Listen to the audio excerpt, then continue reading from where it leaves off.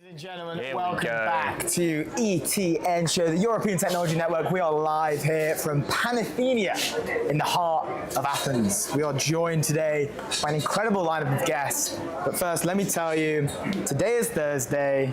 It is the 28th of May. It is 14 minutes past 11. It is also my mother's birthday. Happy birthday to my mum. Maybe a quick round of applause for my mum. Yeah. It's her birthday today. Well done. So, happy birthday, That's mum. great. Sorry I can't be there, but we got a comment on trending technology narratives.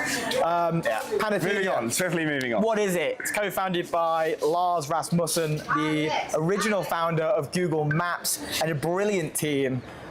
We are here, as I say, in the heart of Athens. We've got the Parthenon, just a bunch of other stuff over there. over yonder. It looks good. A bunch of the guests have already been Euromaxing, doing the Athens tour. I saw a selfie of Andreas, Klinger, and Judith over at Visionaries. They were Euromaxing up there only 40 minutes ago, my friend. Wow, look at that. Very cool. Having a great time. So maybe, That's pretty loud. The stage is literally being built around us right now. The stage is being built around us as we speak.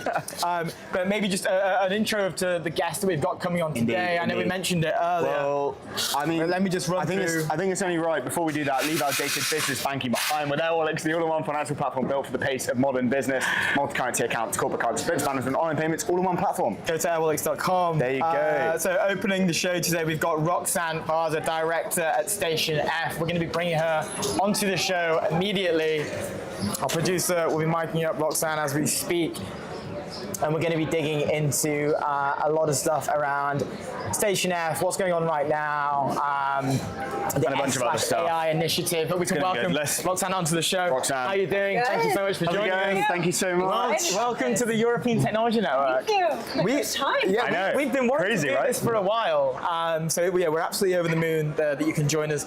Maybe for the viewers and the listeners at home, do you want to just maybe let us know, who you are, what is Station F, what have you been focusing on recently? We can go from there. Yeah, sure. So Station F, world's biggest startup campus based in Paris, France. We're going to be celebrating 9 years. Wow. Just give it up for 9 so cool. years. It's gone by so fast. Yeah. My God. So we have a campus, massive campus, 50,000 square meters with 1,000 early stage companies based on campus, 30 different programs. People often say Station F, world's biggest incubator. It has 30 incubators. A lot of people don't know we have housing, we have a number of extensions, we have a hotel we're building, so it's going to be massive. Is it a hotel? Yeah, not yet. What is it? So We're gonna, yeah. We're hotel's going coming? Is this like a... 2028, call me then. No way. But yeah, so there's a lot going on, and in terms of news, we've just announced quite a few health tech programs. We're trying to beef up in the health space, and a big AI program that we announced in January. Yeah, so this is the F/AI. F/AI, exactly. Can you maybe just tell us a bit more about this? What is it? Why was this needed? How does it work? Yeah, so this was kind of a while in the making, but we really felt that we were seeing a lot of founders that they were feeling that they need to go to the US to have access to certain people, to certain resources, and with everything that's happening around AI, we just thought that's ridiculous, because actually on campus we already had a lot of the major players. So we brought together 16 of the major players in AI. We have Microsoft, Meta, OpenAI, Mistral. I'm not going to be able to name them all.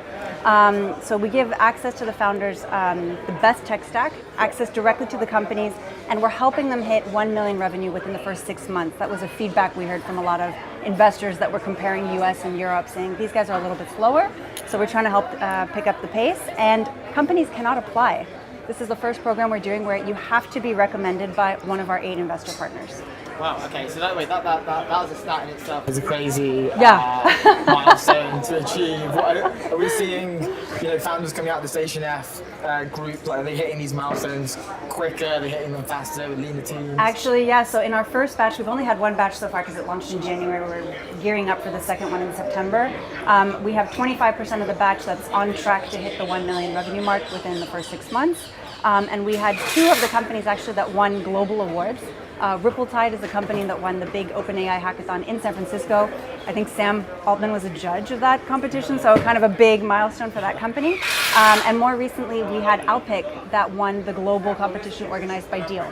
So actually companies that are really hitting these milestones quite quickly. That was recent. That was recent. That was like right? last week or 2 weeks ago. It was like 50,000. Yeah, 1 million. It was like 1 million. Yeah. No way. Yeah.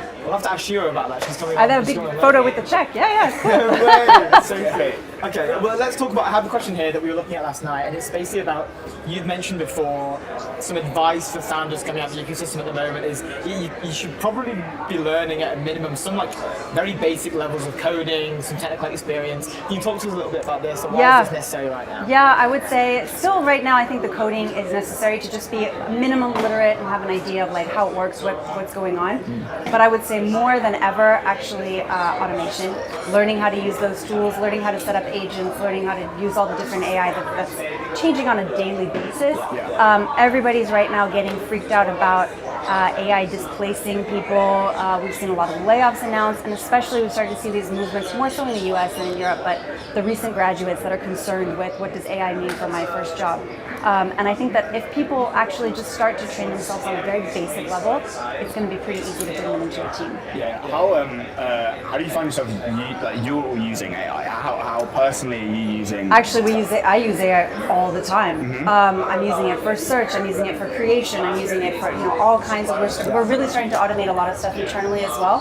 Station, as you know, works on large volumes. So being able to actually crunch some of the stuff that we were doing by hand is how huge. much admin is being kind of like automated? A lot, even including if I give you the example of FAI, a lot of it we were actually able to automate a large part of the partner relationships through building different tools with AI. And I guess like, are you guys seeing? You're obviously seeing more people sign up. You're obviously seeing more people get excited about this type of stuff because it's kind of targeted at like early stage, very young founders. And I feel that like it's maybe traditionally we always have this like Europe versus US debate where if you're in the US and you kind of finish university, a natural thing would be to go and start a startup, right? Like maybe a typical path for Europeans would be like banking or law or like maybe you go to a big four, but like from the conversations that we have, we're maybe starting to see a shift where it's becoming a bit more normal for someone to say, you know what, I'm going to go and build a startup. I'm going to go be a founder. It's not like lockdown. I think more people are just going out to build companies, right? It's never been a better time to go and build a company, and more people are realizing that and doing it. Totally agree with you. I actually think we've seen a massive cultural shift in Europe, at least in Western Europe, and I think now it's starting to hit the rest of the continent, where it's really now viable and credible to be an entrepreneur. And I think we have new profiles that are even entering, for example, with Mistral in France, having former researchers being able to hit this level of success this quickly has inspired a whole group of people, essentially the research community, that was pretty absent before. So I think we're going to even start to see new populations enter, which is very exciting. Yeah, really cool. On the speed thing, a question around is that you've said in the past, as both an investor and a scout, you're less interested in the product itself and more interested as to why a team is uniquely qualified to execute it faster. Yeah. And I think that's just been, in the past, yes, that's been incredibly apparent, but now I do feel that like that is probably the most relevant it's ever been, given the fact that the barriers to entry to create are so low. You know, speed has never been more important in terms of execution. Like, when was this quote? Because I don't know when you said this quote. It might have been from a while ago, and now it's like kind of playing out. But could you tell us a bit more about this? Yeah, I think speed. I've been just like hammering it since the launch of FAI because those are the teams we want to see. That said, I do care about product. I don't want to tell you that I don't. But I think in the past, we obviously care about people who can build a team quickly, get the right relationships quickly. If you're building in B2B, you have to be able to sell pretty quickly to certain types of customers. So I think it's actually really crucial now. And as I mentioned earlier, AI is changing on it literally a daily basis. So we really care about teams that have that differentiation. Yeah. And then what are you looking for? So you're looking for teams that are uniquely, kind of building in their kind of area of expertise. Then like, what's the next step? Like, what do you find in teams that are like, okay, this team is seriously ingrained into kind of whatever they're building in the industry that they're building in, but is it like, is it agency? Is it connections? Like, what's the thing that you're finding in teams that really is moving the needle like now more than ever? I actually think the human aspect is going to become the real differentiator. Yeah. Because today everyone can get access to the same tech stack. Maybe AI is going to even streamline a lot of what you can build more so than in the past. Yeah. So really, what's going to make the difference is who you're connected to, what kind of relationships you can build and leverage. So I think that's going to matter even more. Yeah, it seems to be like a much more common topic that's being discussed. It's like okay, yeah, IQ is obviously incredibly important. You need smart people building cool things, but also now there's like a tendency where the equilibrium might be shifting a little bit more to like, okay, people with high emotional intelligence and like high like human-centric capabilities are more important now. That I can't remember. I think it was Karpathy with his famous quote of like, English is the new programming language, right? It's like people that are able to sort of condense what they want into like very, very fine-tuned words. Like, it's becoming a lot more common. I totally agree. Yeah, really cool. Let's talk about Station F just again, like the French ecosystem. You said it was 9 years. It's going to be 9 years next month. So insane. I'd love to hear some like early days war stories. Oh my god! How much time do we have? We got 6 minutes left, so I want to hear, you know, anything war you can share stories. about. Like, my god. OG founding days. Super hard. Well, no, I don't think a lot of people outside of Paris know this, but we were not supposed to launch in June. We were supposed to launch in April, and February. I think it was February 17th or 19th, like a month before we're supposed to launch. I go on campus and I see that literally we have a massive auditorium for 400 people, and it's filling up with water. And I was just like, what? My brain like couldn't understand what was going on, and we had a huge pipe that was not installed correctly, and the person just installed it, turned it on, and left, and for like an hour just filling all the lower levels of the building where all the infrastructure is, and the master stage was getting filled with water. And I looked at that and I was like, well, we're going to open in another year, and actually we managed to open 3 months later, but what that meant was we received the building, and 48 hours later we hosted our launch party with 2,500 people, the president, and it was just like nothing in this building works. So you can imagine what happened after that. It took a lot of debugging, but How'd you even? That's so annoying, because you've Oh, done it the was work, painful. and then it's just like it's just like something that's completely out of your control that you could never That really. always happens, I feel. Always. My team is really scared though whenever we talk about a leak. We're like, what's coming? Those things are like, not that it is like in any way, shape or form comparable, but I remember when I had this like very badly done clothing brand when I was like 19, I remember I was really excited to my first big order, and like big order was like, it was like £400 of like raw materials for the clothes, and I ordered them, and they were customized, so like you couldn't send them back. And I ordered them, and I ordered like 100 units of extra small, instead of like a nice distributed amount. So I just like, okay, I cried when it happened. So I just like broke down. I was just like, okay, my business has failed from day one. Which I'm not comparing to Station F at all, That's obviously. hilarious. But what's really funny is actually a lot of the founders, because we onboarded founders not knowing, does the electrical plug work, do the lights work? We had no idea.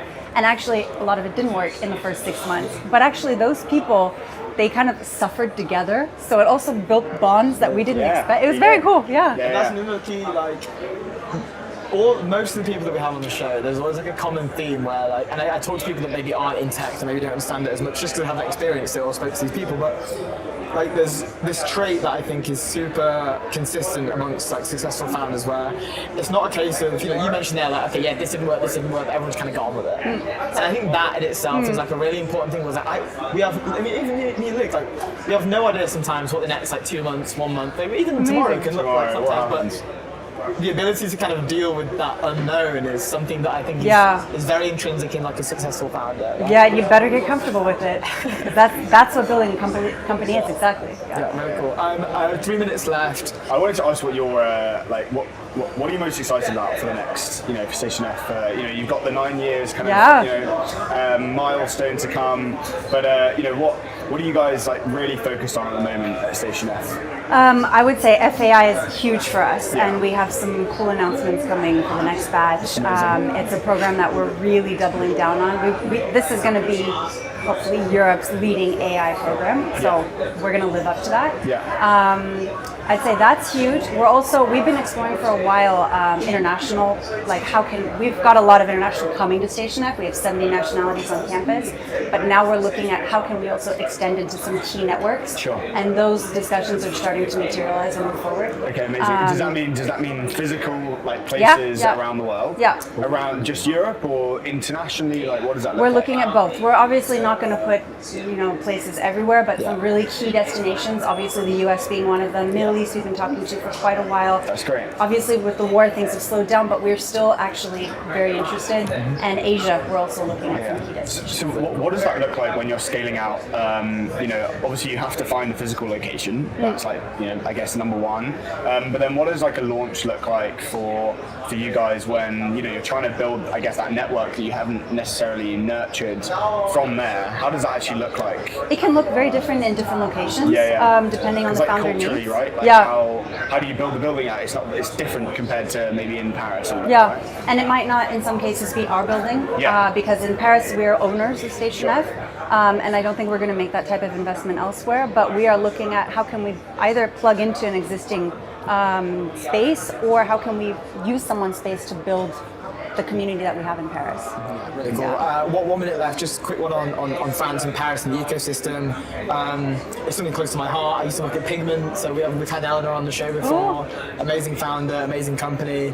I've not checked in with the French ecosystem in a little bit, but how are things in Paris? How are things going? I'd say really good. I mean, AI is like the driver, but even at Station F, we have 20% that are still not on AI, and they're working a lot on climate.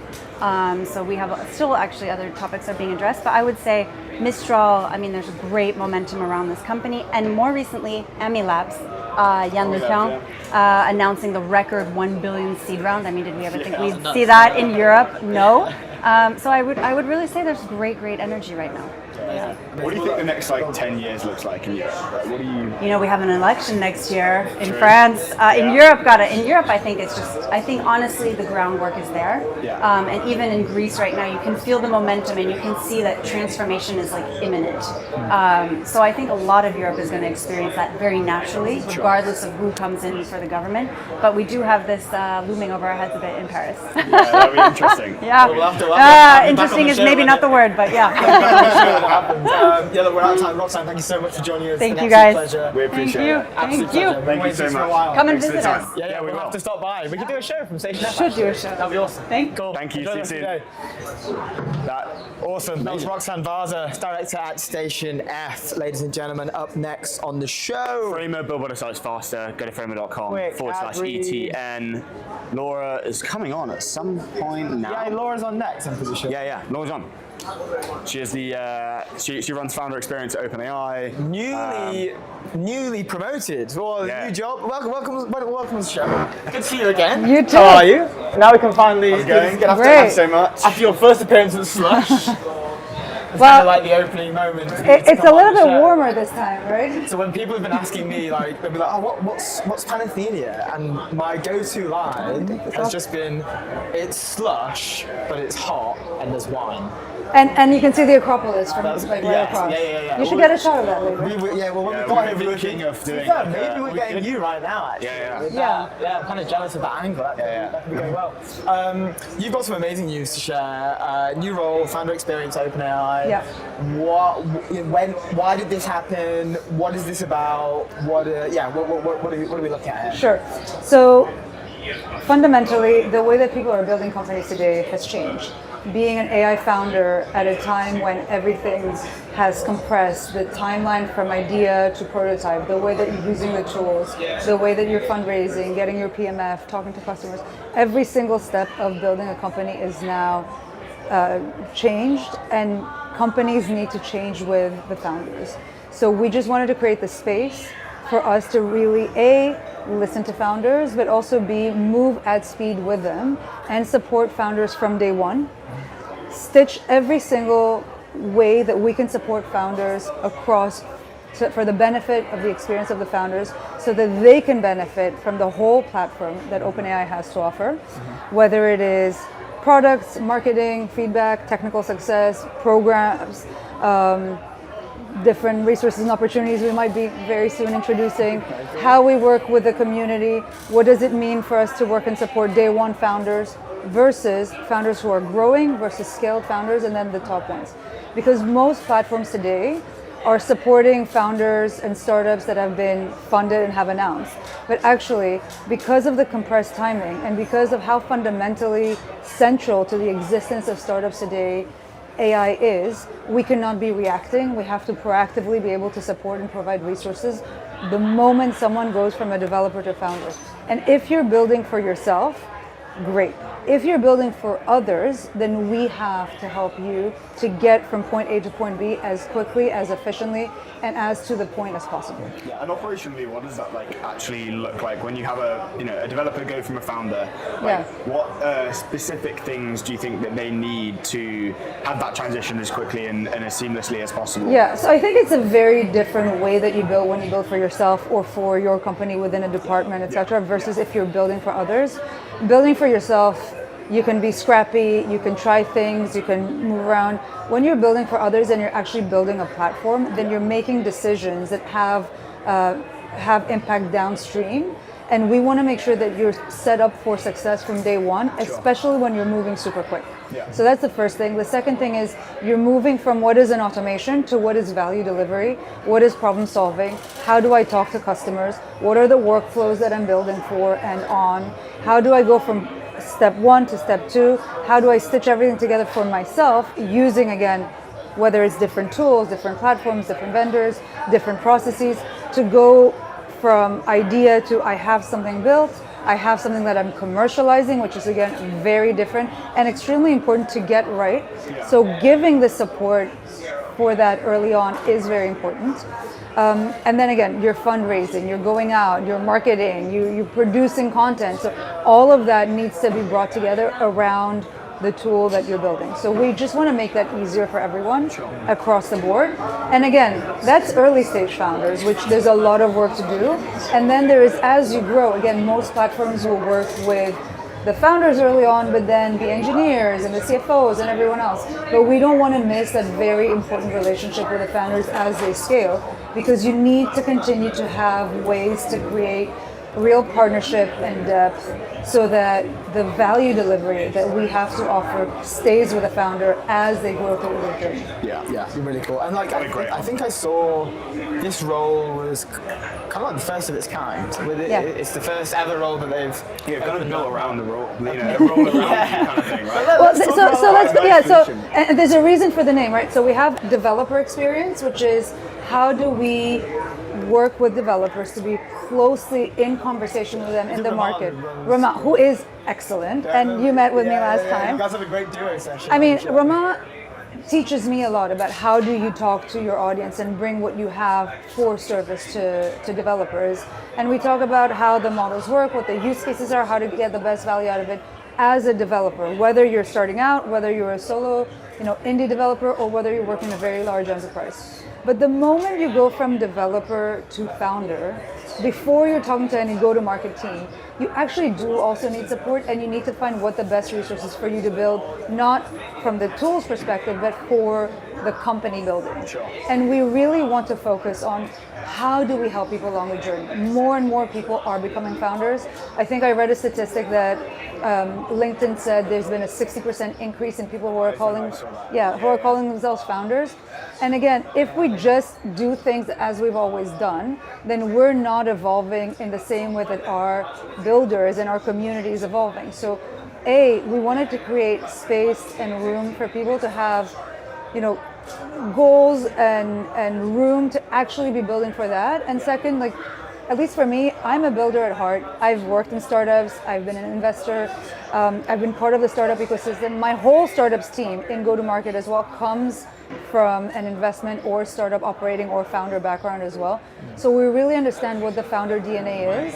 And we recognized as a team that, again, if you want to work with founders and be where they are and speak their same language, we also have to create the space. And the team, which is a growing team that I'm going to be having. I know we just introduced it, but we will be growing. Yes. That actually understands what founding a company today as an AI company looks like, and only have the goals of how do we deliver value. Every team has a different goals. My teams and functions goal is value generation and growth for startups. We're a startups growth function, and we're only built to make sure that the founders get the best experience from day one all the way to scale. And then with the founders building, for maybe let's go with enterprise, right? Founders Yeah. building with enterprise, they're super early, kind of pre-seed, seed stage. We've had a lot of conversations like more recently, maybe in the next, I don't know, month or 2 months, in the last 1 or 2 months, more about kind of the adoption of AI within these companies and building for the adoption, not necessarily just building products and kind of hoping that, it kind of slots in into a workflow, but it's actually, not just, using FDEs, but more ingrained building, right? Understanding workflows within the enterprise. Embedded. So it's seamless. Yeah. Exactly. Better word. Can you talk to us about, what you're finding with founders who are kind of like building for enterprise? Has it changed the way that they're building to make sure that they are embedded into the enterprise? So I would say, we as a company work with enterprises a lot, obviously. There's like more than 1 million enterprise companies that are building on OpenAI. VB mentioned that on the show. Crazy stats. So there's a lot that we've learned even first party, and a lot that we see our customers and our enterprises that have needs, whether it is for internal knowledge or to actually build with the API on the product. And then there's at some point a decision that enterprises have to make. Is this something that I want to build myself, or is this something that I want to buy because a startup has built it? For my part, I always want the consideration for the startup because, again, the founders have this obsession over how do I solve this problem, or how do I create a platform of solutions for that general area. So if you're building, again, for service and for value generation, that's where you're making multiple strategic decisions on what does my customer need? What does their workflow look like? How do I map this out? Where does my tool go into the collection of other tools that they have? What is the guardrails that they have, etc.? So again, the decisions you're making when you're building for others, now they're very compressed because we're iterating so fast, but also we as a company need to make sure that we're putting everything in place for the founders who are working with enterprises to be able to succeed quickly and easily. So it is a conversation that is very active, ongoing, and live. I think, again, many companies just put things out that matter to them. I think what is amazing about startups, and as we think as a startup, is how do you build for others? How do you continuously iterate? How do you work on feedback and build because of a feedback-led loop? So we want to do the same thing so that the founders who are building for enterprises, who are saying, if I see a problem, how do I solve it? Once I am solving it and I'm getting feedback, how do I iterate on my product and go in the adjacencies and grow within that? Anything that makes them succeed from the technical side, or if we can on the business side, then we want to be able to build the integrated platform for that for them. And I guess there's probably similarities here with your old role, right? Like of course. You're literally ingrained in all of any like European startups. Well, again, I think innovation doesn't happen in a vacuum. I spent almost 2 years every single day, literally every day. You've seen me on the road enough. Either with builders in meetups or in events or at dinners or in our office or in customer conversations. I wake up and I go to sleep with one thing in my mind of how do I help startups succeed? And I've gone very, very deep in the workflows from some of the best startups in Europe, but also spend just as much time in universities and on campus and in meetups and in hackathons where people are starting something new. So when you spend every single day with people, then at some point you realize the feedback is common. The requests are similar. The what you don't yet have that people say, if you built this, I could go faster, becomes more of a pattern. And then at some point you have to make a decision. Do I continue to offer what I have always offered and how everyone else is doing it? Or do I create, again, the space and opportunity to build the things that people are asking for? So what I did yesterday, and this is just an experiment, but we might adopt it full time, is, so I posted it on X and on LinkedIn, which is just founderxfeedback.com.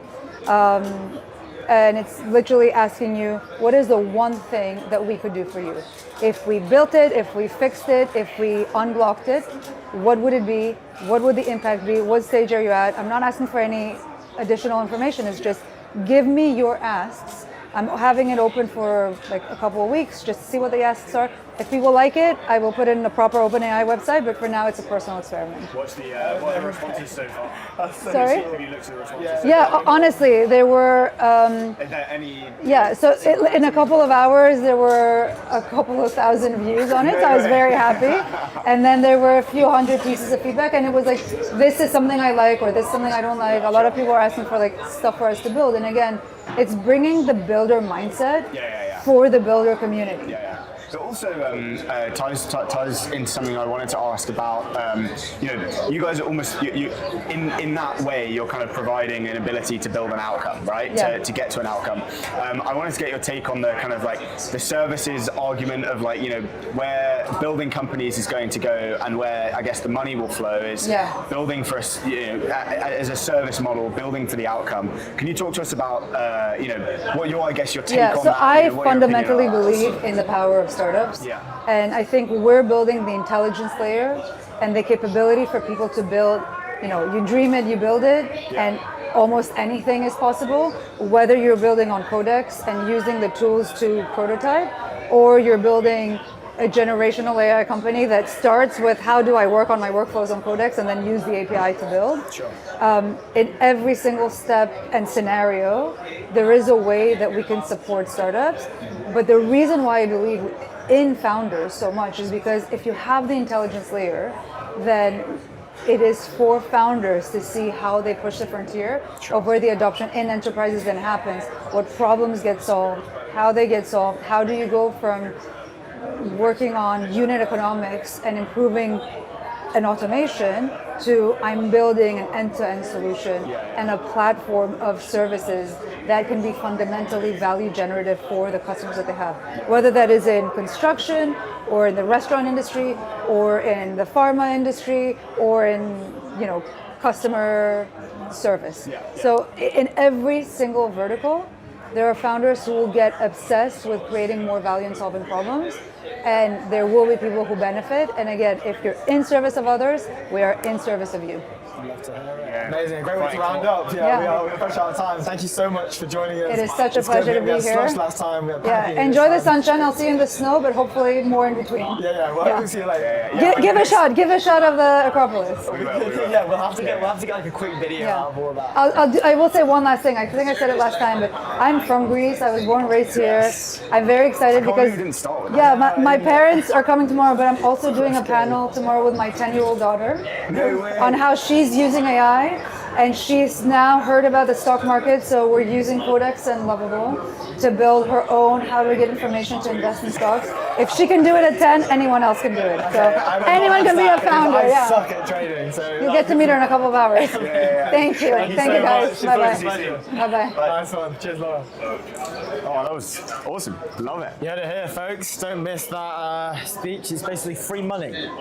It's free money over there. Talk about free money. That is free money. Also free money. You know what you can do? Polymarket, the world's largest prediction market. Stay informed and profit from your knowledge. Go to polymarket.com. That's essentially, Judith. I don't know if I can say that, but it's free money in my books. I don't think you can say that. Well, it was a personal statement to me. I'm not talking to anyone else. You have to follow up with this is not financial advice. Not financial advice. Anyway, we're meant to be having Judith is coming next. on. Oh no. Judith is next. Oh, my bad. Okay. All good. Judith Dada, GP at Visionaries. Is I've been so excited for this one. If you want to come around there, we'll give you a mic as well, actually.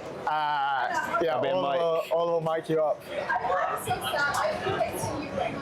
Now you're getting the background noise. Our guests are connecting. Yeah. Maybe let them know they're mic'd up, just so not that it's a problem, but okay, cool. We're mute. Hey, Imagine. Hey, how's it going? We'll discuss it on live. Also, shout out to Nominal. This is my nice green kind of British racing green Nominal. About the Nominal? Everyone's been giving me some good compliments on this when I wear it, so I thought probably worth Yeah, getting drink it away. on. Super chill. Here we go. How you doing? It's so good to properly meet you. I know. How are you? How's it going? Lovely to meet you. You're bringing the vibe. Come in. Are you drinking Join us. warm? Is that hot tea? Drinking coffee. Yeah. Oh my god. I can't do iced coffee. I cannot, I've tried, I No iced cannot. coffee? Is that not the game? I cannot. Is it black coffee or you have? It's black coffee. It's just Yeah. pure. That's how I roll. That's positive aura, to be honest. Yeah. I'm trying to get the milk out of my Positive coffee, but aura. I think I'm moving. Oh no, in the no, right I would have direction. loved the milk. Oh, okay, really? Because I think I was. I'm a latte kind of girl. I was like iced latte, then I went to latte, then I went to flat white. So I'm moving my way down the stack, and I think I Nice. might end up at black coffee soon. Enough about my coffee preferences. Congratulations are in order first. You recently won Investor of the Year at the German Awards. Congratulations. How was this? What was the night like? It was fun. I mean, it's always great to see the German ecosystem kind of coming together and celebrating the amazing startups that we have and the wider ecosystem. It was also not so fun because our chancellor gave a speech that I thought was pretty abysmal, to be honest. Let's hear it. It was like a long list of like all the incremental things that they were doing in the government and the coalition to kind of push Germany forward. I felt like the room fell asleep, halfway through the speech, and it was just an enumeration of things. And I think this was just a moment. In theory, he's a great speaker.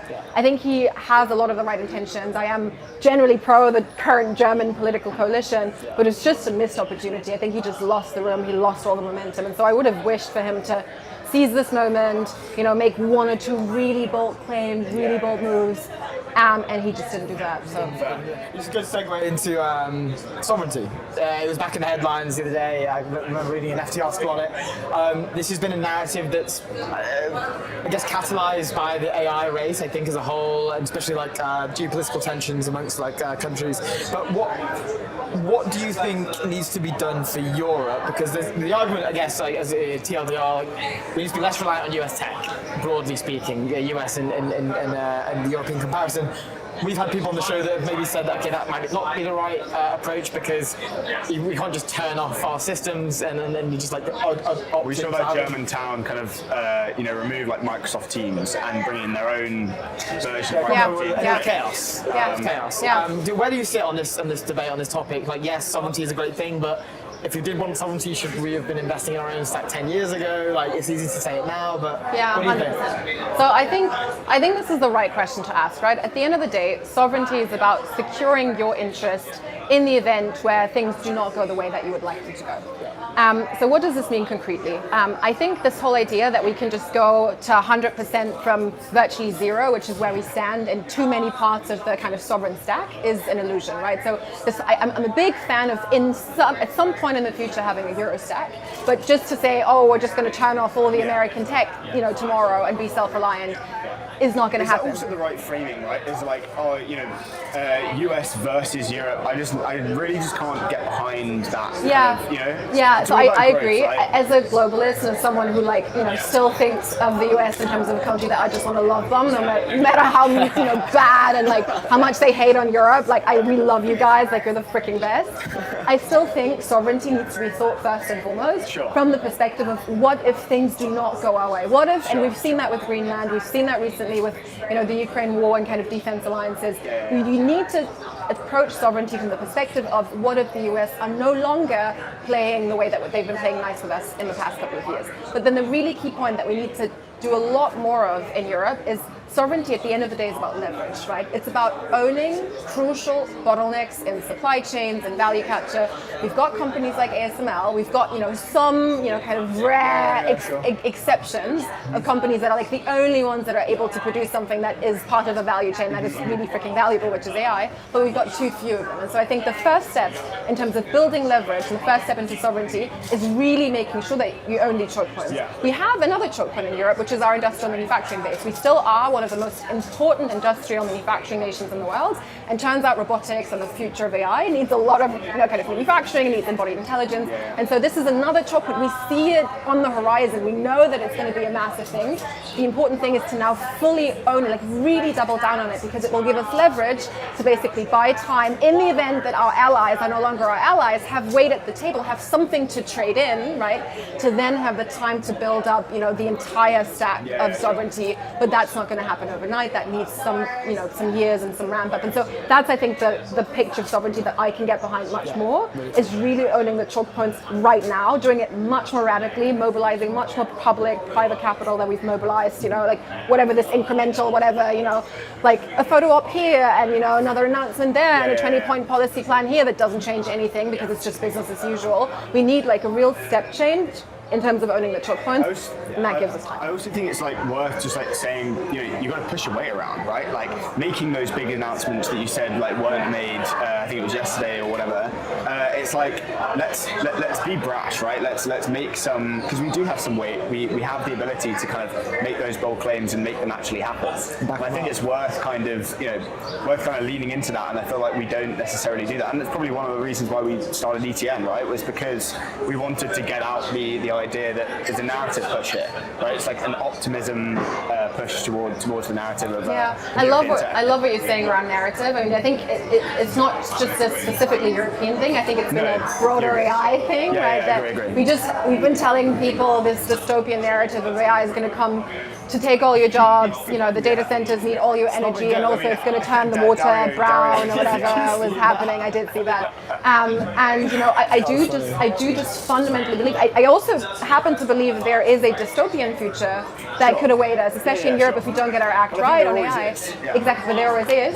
But there is, we're talking a technology that could potentially cure cancer, cure disease more generally, gives better education to everyone, makes work better. Who likes copying things from left, right? We've turned humans into software. The last couple of decades have basically been around desk work, essentially, for too many people. It's like, you're supposed to act like software. This is an opportunity for us to embrace our humanity again, to embrace like what actually makes us unique, the social interaction, like we're embodied beings. We have this body, we have this voice, we live on this earth for a reason. It's not to sit behind a desk and like copy things from left to right. And so I think there's a story to be told here that's like fiercely positive. Is there change? 100%. Do people typically not like change? 100%. Is there going to be some disruption and so on and so forth that we need to manage? Absolutely.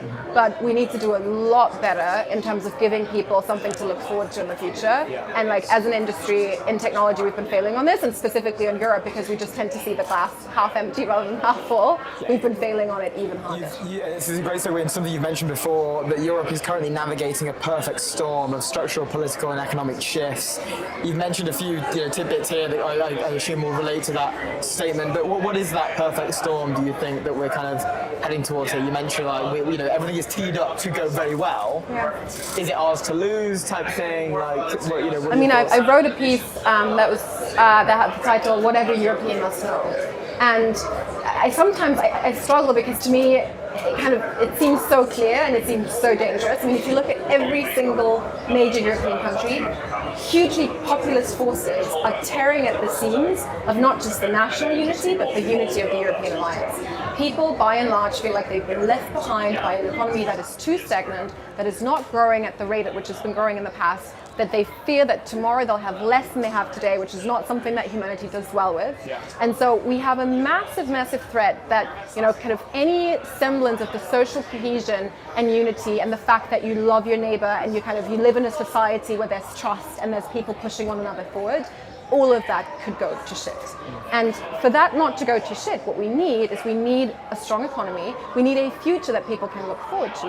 And so that won't happen without AI. Now, it happens to be the case that AI needs a couple of inputs to succeed. It needs model layers that are able to produce, great AI outcomes.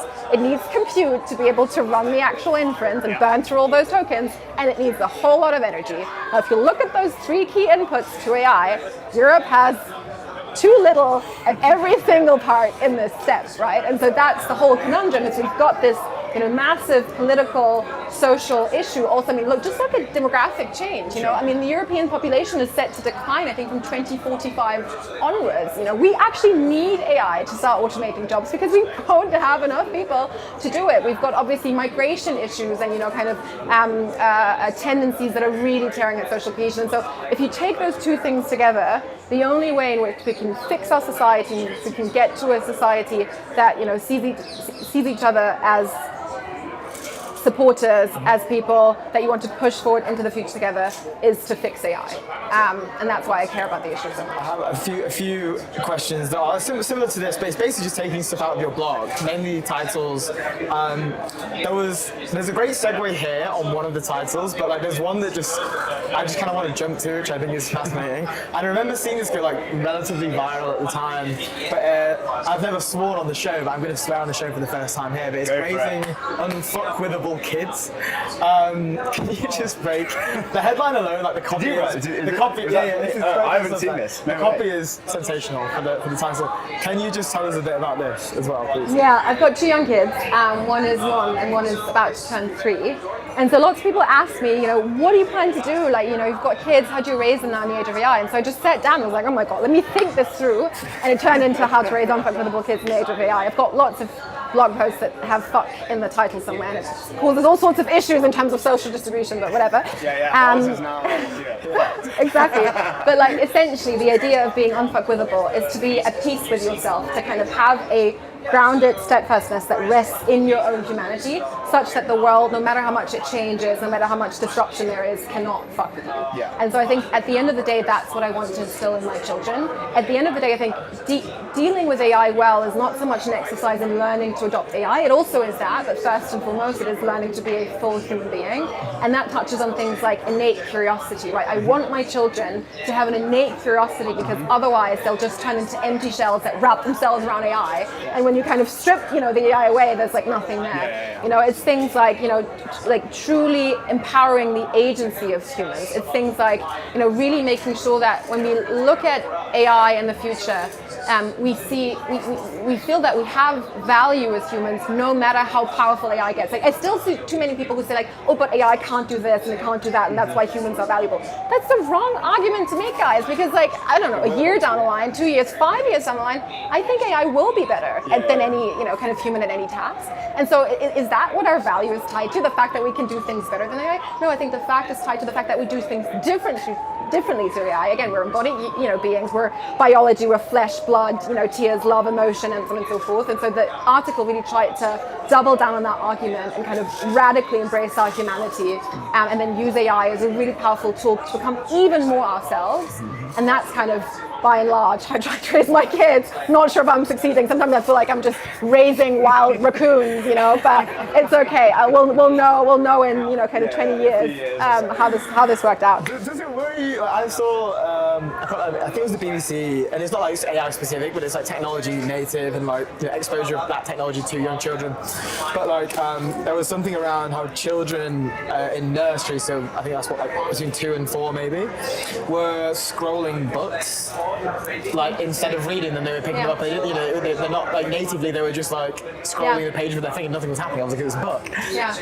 I remember seeing that, and I was a bit like, that for me was quite a wild experience. I don't have any children, but I have like a young niece and a young nephew who are in that age demographic, and it made me for the first time ever like actually think like, oh, okay, like these children are going to grow up in a very different world compared to how we grew up. Do you know what children, or like what Gen Z does when they want to call someone? If I want to call you, what's the sign that you make? We do this. They do this because that's how they call people. They don't do this.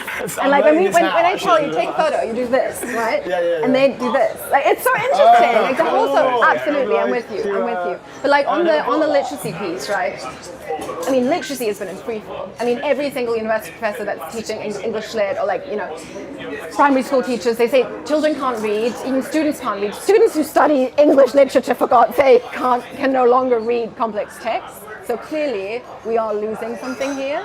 But at the same time, I think we're gaining something, right? I mean, this is always, we're in Athens today, and I wrote one article about the Odyssey and how like we're all turning into Odysseus, because it's just one of the most interesting stories that humankind has ever told, in my view. And the written language is actually only 5,000 years old. I thought it was much older, but like 10,000 years ago, we couldn't write, written language was not a thing. And so if you think back to kind of the invention of us being able to inscribe information on a piece of paper, lots of people were like, oh my God, it's going to be the end of humanity because people will forget, they'll no longer use their brains, the muscles of like remembrance and like memory will atrophy. And it was right, actually. Oral cultures, purely oral cultures, can keep a lot more information in the short and long-term memory than we can today because we have stuff, we can read it up, we can look it up, but we've gained so much more in return. Like, just think about the agency, think about, the fact that, we have books, we have the internet, the fact that we can read and write, enabled us so much more than it took away from us. And so, yes, there was atrophying of certain things, but we gained so many more things in return. So that's how I try to think about AI, is I do think we're giving certain things up. Clearly the reading piece, I don't really feel comfortable with, but I think we need to probably take a much longer, term perspective in terms of asking, but what are all the amazing things? Like, we've got this freaking oracle in our pocket, like I lie awake at night in my bed with my phone and I just ask ChatGPT all sorts of questions that I probably shouldn't be asking it, but I don't care because it's just amazing. Like, all my curiosity can just be fed with this thing that we've built. It's amazing. I remember we were having a conversation, I can't remember who it was with, but essentially a discussion around like, at what point did human beings become cyborgs? And a lot of people in the conversation were quite confused, but one individual was basically saying that, have you ever lost your phone? And everyone's like, yeah, I've lost my phone before. I was like, how did you feel when you lost your phone? It's like, very anxious, right? Like, there's a biological reaction to that item being detached from your body in a way, right? So in a sense, then this person was kind of explaining, well, if that, if I lost an arm, I'd probably feel anxious. I'd probably be in a lot of pain. But if I lose my phone, there is still a biological reaction, even though that's just an object that's not connected to me. I think most people would rather lose a hand than lose their phone. I kind of agree. 100%. I think it's not even close. Yeah. It's not hard to say. Chop my hand off rather than lose access to my I hand. quite like my hands. I'm not sure if I give mine up my phone. In fact, that's a tough one. That's a good tweet. Tweet that out. I'd love to see a poll of can you create a poll? No, because it's forever. That would be forever. Yeah, exactly. Yeah. But you would also lose your phone forever. Like, there would be no replacement. Yeah, but we're gonna have we're gonna have glasses. We're gonna interact with everyone have technology in some way. So you're just basically saying I'm willing to give up my phone because I'm going to be the cyborg anyway. Yeah. There you go. But I think you're making my point. Yeah. Okay, fine. We're 5 minutes over, but this has been incredibly fun. We'll have to wrap it there because our next guest is on the way. Thank you so much. I hope we see you later. I'm not sure what the plans are for us. Thank you so much. We'll see you soon. Great to meet you. Coming to our drink tonight. I don't I'll know send where you. the weather Oh, is, I'll but send you an I'll invite. come down. Send us. Amazing. See you soon. Thank you. Have a good one. Cheers, Judith. Boom. Let's go. What an awesome conversation. That was pretty is Judith, incredible. Dada, I really enjoyed GP that. at Visionaries. Missed a few things I wanted to chat about. We actually didn't really talk about Visionaries that did much, run over. which is never a good, well, it's always a good thing because it means that we get into deep conversation about X, Y, and Z, which is good. Next on the show, we have Shuo is actually delayed. He's just messaged me. They are running a bit late, so we might have to. Okay, we'll swap it around. Schedule that a little bit. But next on the show, we have David coming on. David is the co-founder and CEO of ReadAI. He's going to be coming on to dig into, a bunch of stuff. Specifically, David will be discussing. Here we are. So in February they launched ReadAI. It's like digital twins, an AI agent that handles scheduling, answers questions, keeps work moving forward. We're going to be talking about the note-taker fundraising bubble, whether MCP is turning every SaaS product into a feature, how a large enterprise is adopting the technology, and then their recent growth trajectories. They've added 1 million new users in a month. So we'll be chatting to him about that, which is great. I was thinking in the meantime, we can probably just go over some of the news that we're seeing in the we haven't been live for a few days, so let's go through some news. I think it's probably the best thing. But before we do that, AI agents for winning teams, the agentic recruiting platform built for the radically efficient hiring, end-to-end, source, engage, and hire better with agents that truly get your brief. Go to metaview.ai. So yes, I think she should be joining fairly soon. She just texted again. But let's go through some news. let's go through some stuff that we had beforehand. We can give a recap of what's been going on, basically. Yeah, I think so. We have obviously, our usual live stream schedule has been slightly affected recently. One of the reasons for that, we've been doing a lot of traveling. So previously we were in Monaco with A16Z. We were joined by Nico Rosberg, the founder of Rosberg Ventures. Had an excellent conversation with him. He actually shared, and one of the clips ended up doing quite well from that conversation, the fact that he's been cold emailing Toby Lutke, the CEO of Shopify, for the past 3 years, essentially explaining like even Nico Rosberg, F1 world champion, has to do some firing emails, but for like 3 years as well. I mean, that guy's got some, he's got some longevity going on. And Toby, that's a long time. Toby reshared it and also commented like, great conversation. Yeah. But yeah, their bond, Nico's bond, and again, he's using, like when I was a BDR at Pigment, BDR, for anyone who doesn't know what that is, it's just a rep. Like I'm just harassing people 24/7 to buy our software. Part of that like outbound strategy would be, okay, I found the buyer or the person that my AE needs a meeting with. Yeah. We didn't even close the deals. We just like literally herded them like cattle towards the software. I found the person I'm interested in. What is something that in any way, shape or form you can kind of relate to with them, right? So like we'd go, we'd look at what university they went to, then we'd go on Google Maps and we'd look around for like, were there pubs nearby that you could mention, like, oh, my friend went to that university, they said this pub's really great, like, do you know it? By the way, here's a bit of Pigment. That's awful. So we you go to that level of like you go to that depth of like, how that can level I of capture sales. this attention? Yeah. So like it's funny to see that Nico Rosberg is also. But it's more just like, I think you would, you may maybe send, I don't know, 3 emails max to someone that you want to get to. But over 3 years, this guy's probably sent, good 10, 15 at least emails of like, hey, like, progress from since I last emailed you. Oh yeah, what, 2 tones? I'd be like, I thought you meant like overall, I probably sent more than 15 emails the last 3 years. No, just to 5 emails a year. Just to Toby. Yeah, that's pretty Euromaxing.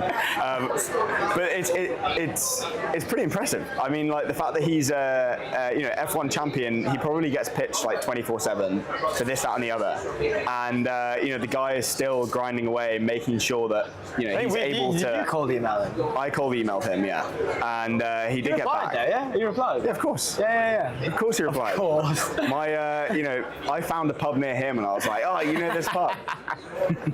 Found this pub floating in the Monaco in sea. Monaco, yeah. He was talking about his favorite. He was talking about his new house, and he absolutely loved it. And he was like, look, I'm living in the most exclusive part of Monaco. No, he's changed house for the first time. So he said that he lived in the same building for like 35, 40 years, and he would just move apartments like up or down.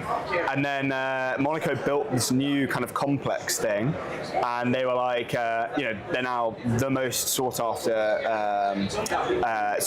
things that you can get, like apartments you can get. And he now lives, in this beautiful apartment complex, very exclusive. Probably lives with, I don't know, Sinner lives in Monaco. He probably lives there. Bunch of other people, but anyway, whereabouts are we? What with Shuo? Oh, should we talk about the Samsung thing? While we're waiting for a guest, I think we're meant to have them on soon, but I don't know when. We've got David's coming on in 5. Yeah. Should we just get him on? Yeah. We probably start do it now. Do you want to come on now?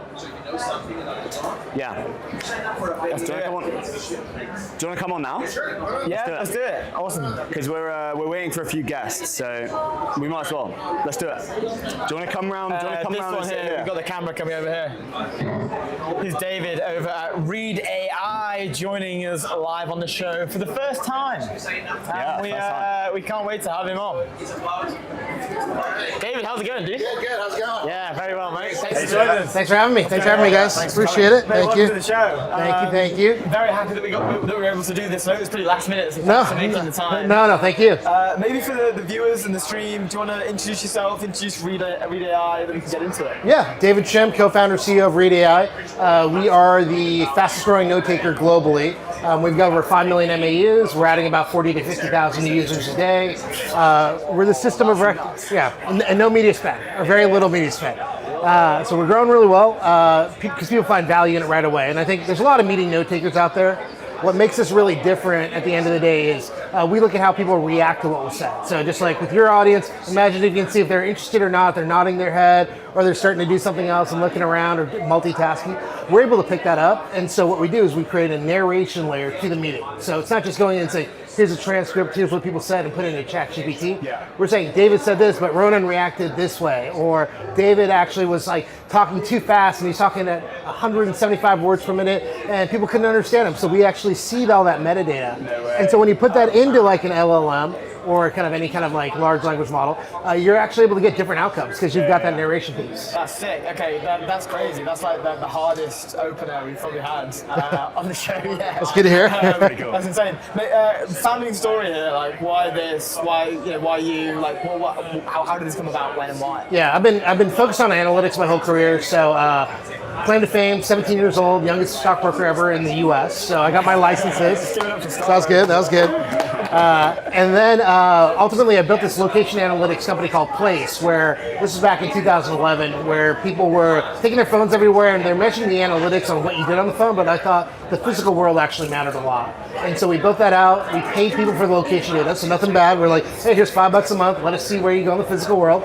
And ultimately Snapchat acquired us for about 200 million back in 2017. So very analytics focused, saw an opportunity. I think with this, it was peak COVID, like 2021. Everyone's on a conference call. You got 40 people on a call. Yeah. Half the people are like in ghost mode, which is like no camera, no mic, and they don't participate. And I was like, this is not a good use of time. So I started to look at people on the camera just because I was bored and I'd seen everything on the internet because there wasn't that much content because it was COVID. Yeah. So I went in there and I saw like someone's glasses. Someone was wearing like glasses and I saw a reflection. And I looked at it, I double clicked on their Zoom, and I could see the colors and the shapes, and it was the same as what I had on my screen, which is ESPN.com. So that essentially told me like there's got to be a better way to do this. And so this is kind of ReadAI is kind of the culmination of all that to say like how do we make meetings more effective, more productive. Sure. And then let's talk about the growth. You said very little marketing spend. Like, how are you guys growing so quickly? Is it like an inherently viral product like you saw with like Calendly and all that kind of stuff? I guess they kind of started that inherently viral product by putting their kind of CTA at the bottom of every email. 100%. So when we join a call, there's ways that you can measure a call. So we call them agents. The agent joins the call as a participant and it announces itself. And it has very little branding, but it just says ReadAI, meeting note taker, or David's assistant. Yeah. And then when we join the call, what we do is a little bit different is we'll actually announce it to everybody that David invited this agent to the call. If you don't want it on the call, type in opt out, it'll leave, delete all the data. But that thing alone that we were trying to be friendly with everybody to do it the right way made people start to understand, oh, this is ReadAI, let me go check it out, and they go sign up against it. So meetings are inherently social, and Read is kind of the same way. So that's how they discover us. And then the benefit is we have a free service where it's like you get 5 free meeting reports a month. So when someone goes in and actually creates an account, they can try it out right away. So I think this is where you see a lot of these AI startups that get traction. Calendly's a legacy player, but I think if you look at some of these other AI solutions, like even ChatGPT, you ask it something, you say, summarize this thing, it gives you an answer right away. Yeah. It's the same thing with Read, where it's like, you bring it to a meeting, it gives you the notes right after the call within like a minute or two. And you're like, oh, this is better than what I would have done. And then it starts to go in and say like, hey, can I combine multiple meetings together? And we'll start to go in and give you nudges. So we've got this product called Digital Twin, where it will actually go in and say like, hey David, as you're prepping for this meeting or this call, here's what you need to do, here are the things that you need to focus on, here are the things you want to talk about. It sent me an email proactively about 30 minutes before this meeting. I was like, this is great. Wait, because I Did it send you an email about coming on ETN? Yeah. So I'm realizing now, because I was speaking to your team last night, and then there was another email that came through. I think it was an agent. Yep. But I'm only realizing that. I replied to that thinking it was a human. Yep. And I'm only now realizing that it was an agent live on camera. No, that's great. That's awesome.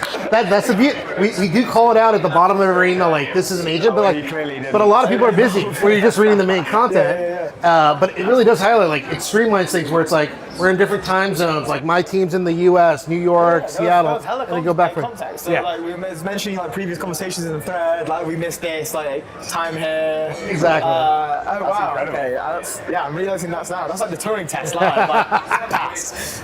Crazy. What?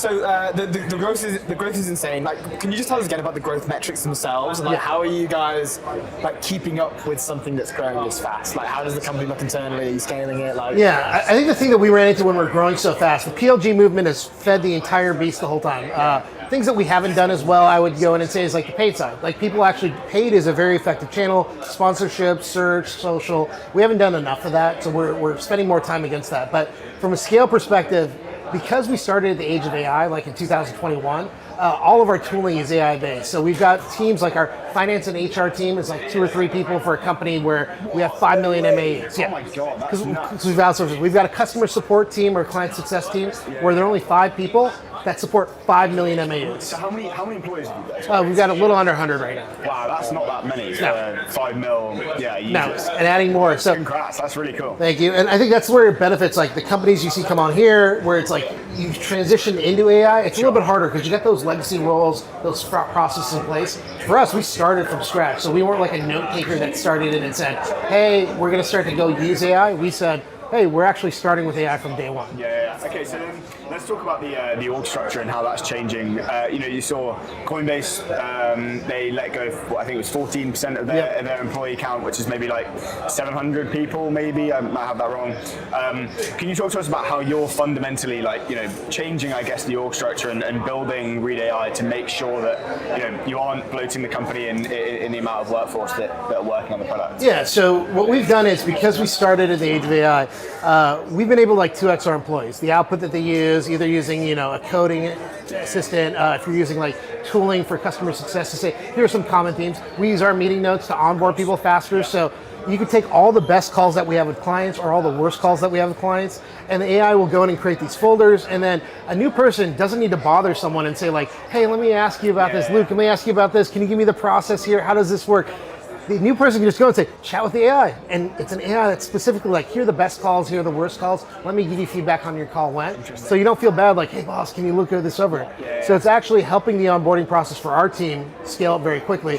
And we're starting to apply it elsewhere. I think that's a really cool, critical moment from conversations we've had with other AI note takers that are, a lot of them are doing great numbers. 100%. But there's this conversation around who's going to be the one to crack that kind of OS layer for the whole org in terms of all those conversations are stored. Yes. You're able to train sales. You can train new salespeople on old sales calls with no one helping them. Which is talk to the dialogue of the whole firm. Exactly. 100%. Right? And that's when all the conversations, whatever's pressing, whatever's frontier information. So how do you work on, I guess, is that the plan, to be the OS of companies on the back end of, full context of the company, and you can hire employees and not need to use people to train them. You can, come up with kind of new company strategies in the way that people are, talking in one meeting and the other, how those strategies work to kind of move the company forward, the whole OS of the company. Is that a thing that you guys might be kind of working towards, I guess? 100%. So right now we're the system of record for meetings. Where we want to get to is a system of action. And so we've started to do things like we've got a Claude connector that we just launched on Monday. We've got OpenAI that we launched 2 weeks ago. So those are ways where we're going in and saying, hey, we're the system of record for meetings. How do we drive more action? We could have taken the approach of you only need to use us, you need to go to our environment. We said, hey, go wherever you work and you want that data that's there because that narration layer is valuable and differentiated versus any kind of simple transcript. So we've really been focused in around that. But I think as people start to ramp up more and start to use these solutions, it's just going to be from day one where they're going in and saying, hey, I started work, I've got this AI solution, I'm going to interact with it. And it becomes that operating layer because it's just working in background. I think what you're going to see a shift is less people searching, chatting for stuff. And what's going to happen is your internal organization has kind of connected all these tools, and after they've connected all these tools, what they're going to do is it's just going to go and give you nudges. So it's going to be a lot like TikTok, where you're working on something and all of a sudden something comes up in your feed and you're like, oh, this is actually real. Someone in Japan actually complained about this bug, and you thought it was an isolated bug, but someone in Japan is seeing it, and they just started their day, and now you're seeing it in Seattle as well. Okay, this is going to be a big problem while you're still awake, and the AI will give you those nudges, and then it becomes more like Tinder, where you just swipe right or swipe left to say, do I agree with the decision or not? And then you can make adjustments. You're still the human in the middle where... Is that how you're going to build the UX? Like, Tinder style, like... That's where all your paid will go, right? Like, just click a load of paid. You should get... You should talk to Jeff Morris Jr. He built the whole kind of like UX of Tinder. Oh, Tinder. Yeah. Chapter one. So funny. What? This is your. You had another exit, right? Yeah. Place sold to Snapchat. We were. I can say this now. It's been a while, but we were the only profitable division in Snapchat in 2017, 18, and 19. Yep. So we were able to do that, and then in 2019. Snap's a great company, but the stock went down a bit, and they were focusing on the core business, which was the right thing, which was ad sales. And there an opportunity came along where Foursquare said, hey, we've got $100 million plus in line of financing. We'd like to take this growing business out of Snapchat and take that over. Very interesting. So then we got acquired in 2019, or spun out in 2019 to Foursquare. And then I became CEO of Foursquare about 3 to 4 months into it. So, because there was an opportunity to like make things more efficient. And then we brought a company called Factual, and we kind of stacked the entire location space where when I left, it was like a $130 million business, and we had the first full year of profitability. And talk to us about, I'm sure there's special reasons, but about why you left to go and build another company. Like, what's the, we talk to people on the show, and they say it's the best time to build a company than ever, but better than any other time. Talk to us about why, why you're building from the ground up again. Like, what's the big vision? It was just how big of an opportunity meetings was back then, and it still is today. Yeah. But if you think about it, all of a sudden, because of COVID, you went from people using Blue Jeans and like these solutions that was very fragmented to now Zoom, then Google Meet came out, then Microsoft Teams, and everyone started adopting, where you had hundreds of millions of DAUs using this platform, but no one ever trained you. Like, we've been trained to meet with people. You guys have been, naturally gifted, but also learned as you went to say, how do I interview folks? What are the questions I ask? In video conferencing, no one knew anything, because they're kind of like, here you go, this is how you interact with people on a screen. And then all of a sudden, that's where you saw pictures where it's like, it's pretty awkward, yes. Yeah, it's not been solved yet. Especially when you have these calls with like 15 people. Oh, yeah. And like, it will be like a dead silence for you don't know like 10 seconds, and everyone's like, you kind of default to like a weather check. It's like weather / where are you based. It's like, Those like 100%. I never thought about that. That's really interesting. A question like within that as well, like, opportunity costs, so saying what you're doing was maybe too large at the time. Like, obviously you can see a lot of value in what you're doing. It's working tremendously well. Sometimes we ask founders, second-time founders, what are the lessons you've learned from the first time that maybe you've adjusted coming to like now you're back in the trenches. But most of those founders, their first company didn't go that well. This is obviously an incredible outcome. I'm still going to ask the question, like, was there anything that you learned, even though it was a great success, that you wouldn't do again, or like specific things that you like, okay, this was really great, like as a philosophy or as a theory? Or I think one worked out with Place and worked out with Read as well is like, don't look for an exit. I think when you start to plan on an exit, if you say like, well, if I got to this feature, someone might acquire it, that's a horrible play. Like at Place, I met with Imran Khan, who was the CSO at the time, and he took Snapchat public. And I met with him, I was like, oh, it's a BD meeting, and I was like, I want you to use my technology in the company. And he's like, good conversation. At the end, he's like, hey, if you could do anything with Snapchat, what would you do? I was like, yeah, let's get this partnership thing signed. He's like, if you could do anything with Snapchat, what would you do? Let's get this partnership signed. And then he's like, later on, he became a really good friend. He's like, that's the dumbest answer I ever heard. Did you not know that we were trying to acquire you and you didn't have that context to like tell a bigger story? And so for me, but that was actually the reason why they were like, you're not trying to sell, you're trying to build something big. Like that you passed the test, even though you gave a horrible answer.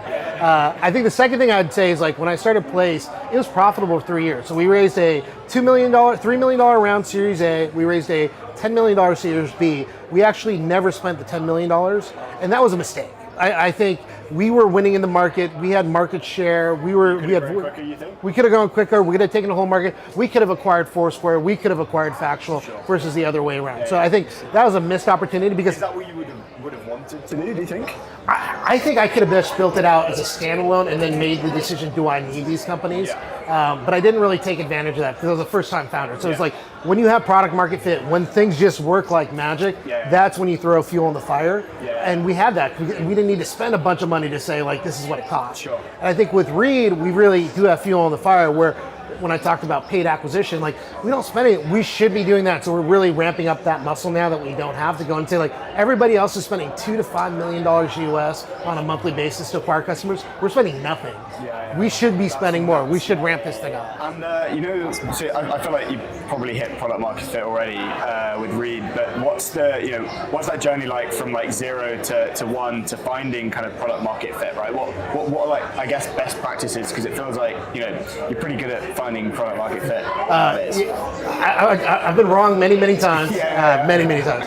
I think you just got to keep your legs moving. And so to give you an example with Read, when we first launched in 2021, it was just an analytics platform. So on a call, we actually did an overlay on Zoom that would say, this person is engaged or disengaged, they're happy with the call or disengaged. So interesting. So super cool. And I was like, people are going to love this thing.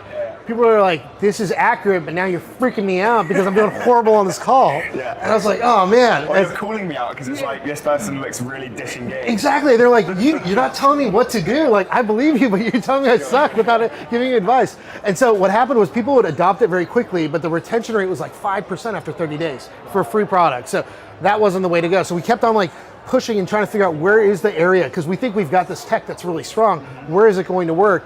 And then the LLMs came out and we saw, hey, I can load a transcript into an LLM and it'll give me a summary. That's kind of boring. Like, everybody could do that. You could do that today. But our differentiator was actually going in and saying, put that narration layer. Now if I can go, and when David started to talk about pricing, people got super excited, versus when I talked about methodology, they got bored. And being able to combine those two things together gives me a better report because it's a narration. Interesting. So crazy. And broadly speaking, like, what are you excited about that you guys have got coming up next? Like, anything that's you guys are pumped about, you've got coming up to release? Or? I think the Claude connector that we just launched is huge. It's one of the most demanded requests out there.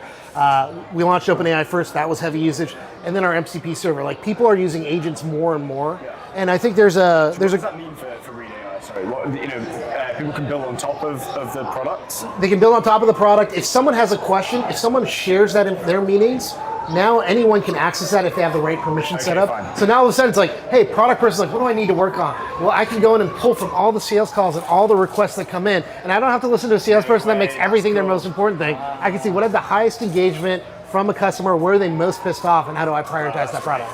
So I think that's a huge benefit. And then I think it's digital twin. So it's the ability to take all that knowledge that I have and represent it in something like an email, where it just emailed you and gave you information. It's customized to you. So we use a generic Ada read.ai, but it looks at like, who's most important to you? So on a call, if you nod your head, that person's important to you, but that's not enough context. Then if you send an email where someone emails you respond in 5 minutes versus like your normal time is 2 hours to respond, and I combine that with like you nodded your head when this person was talking, that's high value. So now I can go in and the model, the digital twin can go in and say, hey, this is actually really important to Luke, and or Rowan. I could go in and say like, hey, this should actually be prioritized. I'm gonna ping you on email and say, hey, this is how I wanna respond. Is this okay? Do you want me to respond for you? And you're like, yeah, go do that, and it just does it. Is there like a weighting like process within that? Like, is a nod worth 1 point, but like an agree is worth 2, or like? There's a complex scoring system, but no, I think you're 100% right, because what you find is things like synchrony, where you score that. So we're talking right now, we haven't interrupted each other, but you've been on those calls where it's like everyone starts interrupting each other, and it's just they're not in sync with each other. So you might score that as a +1. Then you go and you say, hey, you talk pretty equally when you're on a call. That's another +1. When you respond to an email, it's not a yes or no, but it's more deeper. Okay, that's a +4. So all those things start to add up. Say this person is important to you versus this person is still important but less important to you. Not as fun. Oh, dude, so crazy. Wow, that's interesting. Well, congrats on everything so far. Keep it updated, please. You've got to come back on the show. No, this is great. This is great. I'd love to run it back. Where are you based? Yeah, where are you based? We're Seattle-based, but our audience is global. So about over half of our audience and our revenue comes from outside the U.S. Amazing. Well, when you're next in London, come and find us. We'll do a show from our studio. No, it sounds great to me. Excellent. Thanks, guys. Appreciate it. Thanks for having me. Appreciate it. Thanks. There's great numbers. That was nuts. That's crazy. That's like So I got asked the question yesterday. What's your favorite company to have? What was your favorite interview? And I was like, I don't know. That was probably my favorite interview. I love just that. have to get you mic'd up. Get you mic'd up. Yeah, but then we're ready for you. Okay. Up to you. Let's make it. Yeah, make it clear. There we go. For the viewers in the stream at home, we are welcoming Lovely to meet you. Apostolos. Apostolos, yes. Amazing. Welcome to the show. Apostolos is managing partner at VentureFriends, who I realised I have a friend who works very closely with the VentureFriends team, but he doesn't work for London. Yeah, no, he's based in Amsterdam. Do you know Bas Reiter? Bas, like B-A-S, his name.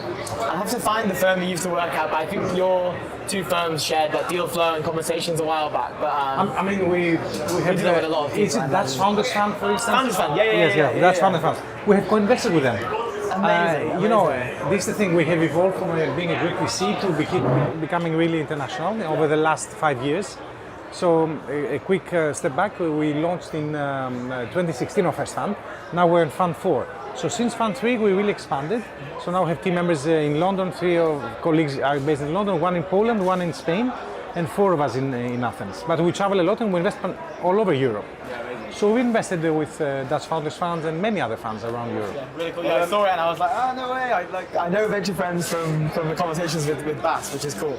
Talk to us about Athens, about what you're seeing in Athens at the moment. Like, you know, what's the ecosystem like here? Is it building really quickly? I'm sure Panathenea helps a lot.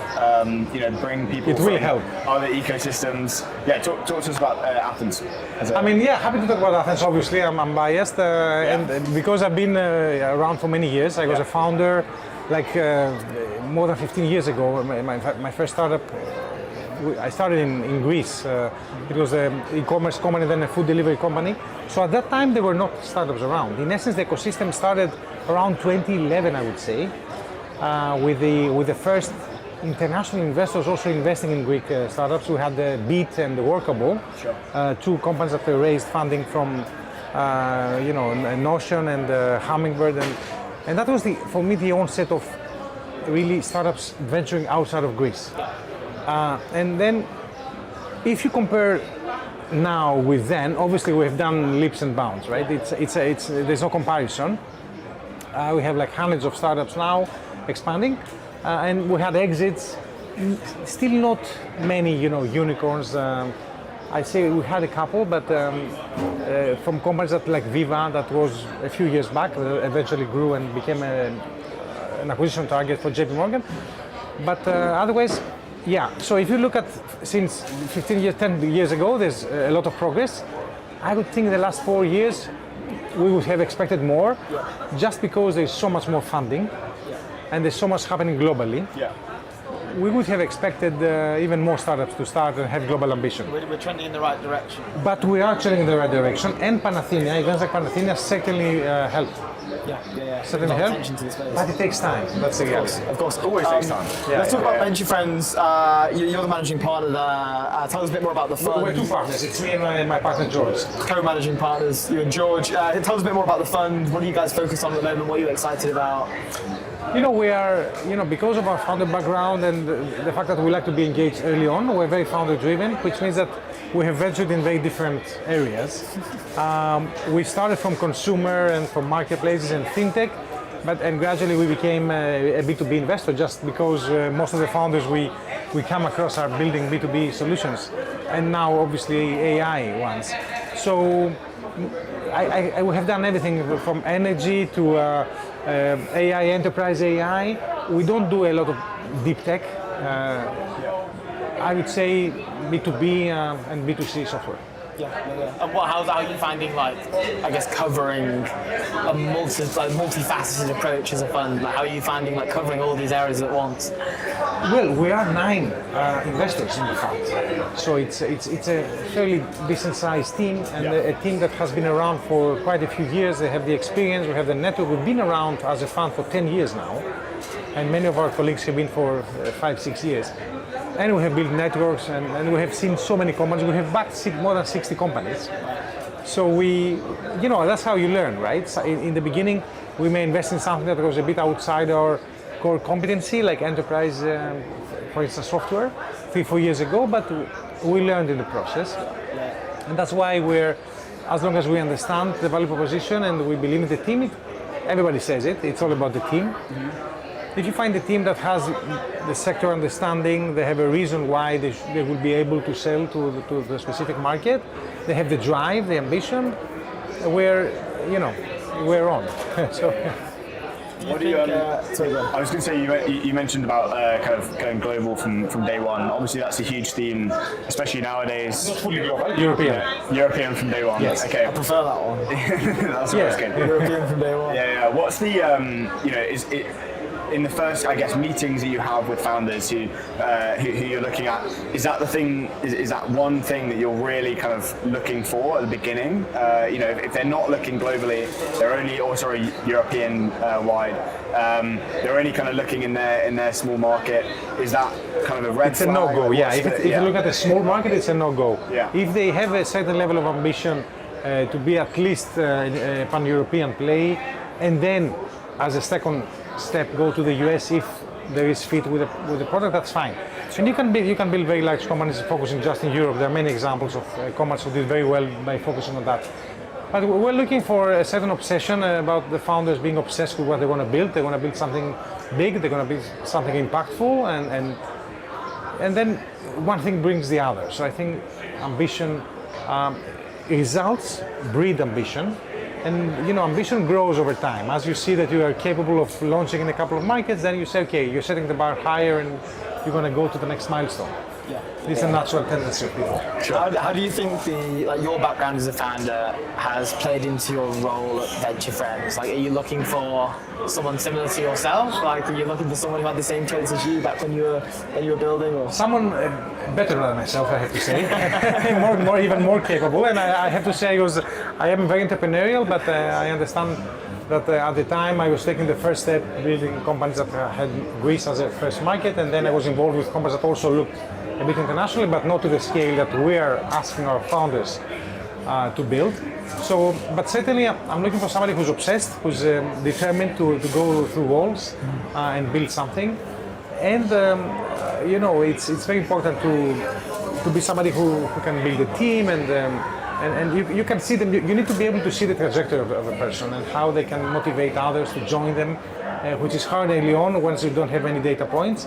But this is what we're trying to see. We're in a very fortunate position as investors to be looking at people who are really inspiring and expect that they will do miracles. It's not easy. Building a startup, a global startup, is not easy. and it's hard. Talk to us about the, what are you excited about Panathenea? Obviously, we're here. What have you got planned for today, tomorrow?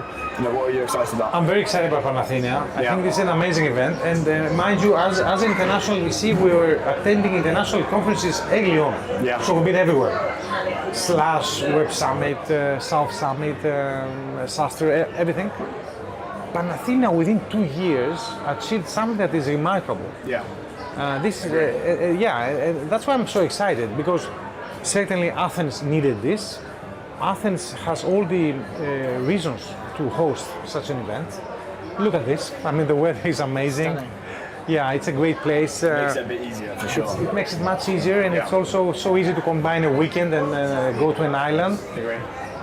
It's a great place to go out, just walk around and talk with people walking. I mean, I met so many people yesterday over walking from the one venue to the other. So I'm excited because this is successful. It's the first time such a successful event happened. Yeah. The trajectory is phenomenal. From last year to this year, the event tripled in terms of attendance, in terms of the caliber of the people who are speakers and both investors and founders.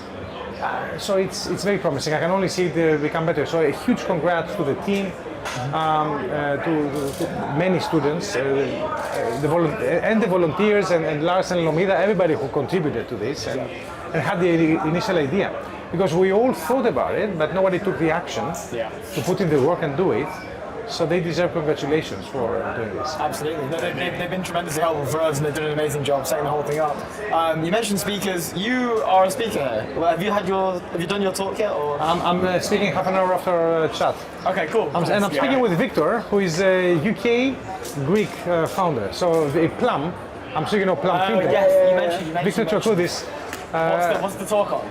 So the talk is a fireside chat. We're going to discuss with Victor, first of all, the journey of Plum and his journey as a founder, because we invested in Plum like 8 years ago. It was, as you know, a very busy space, fintech, consumer fintech.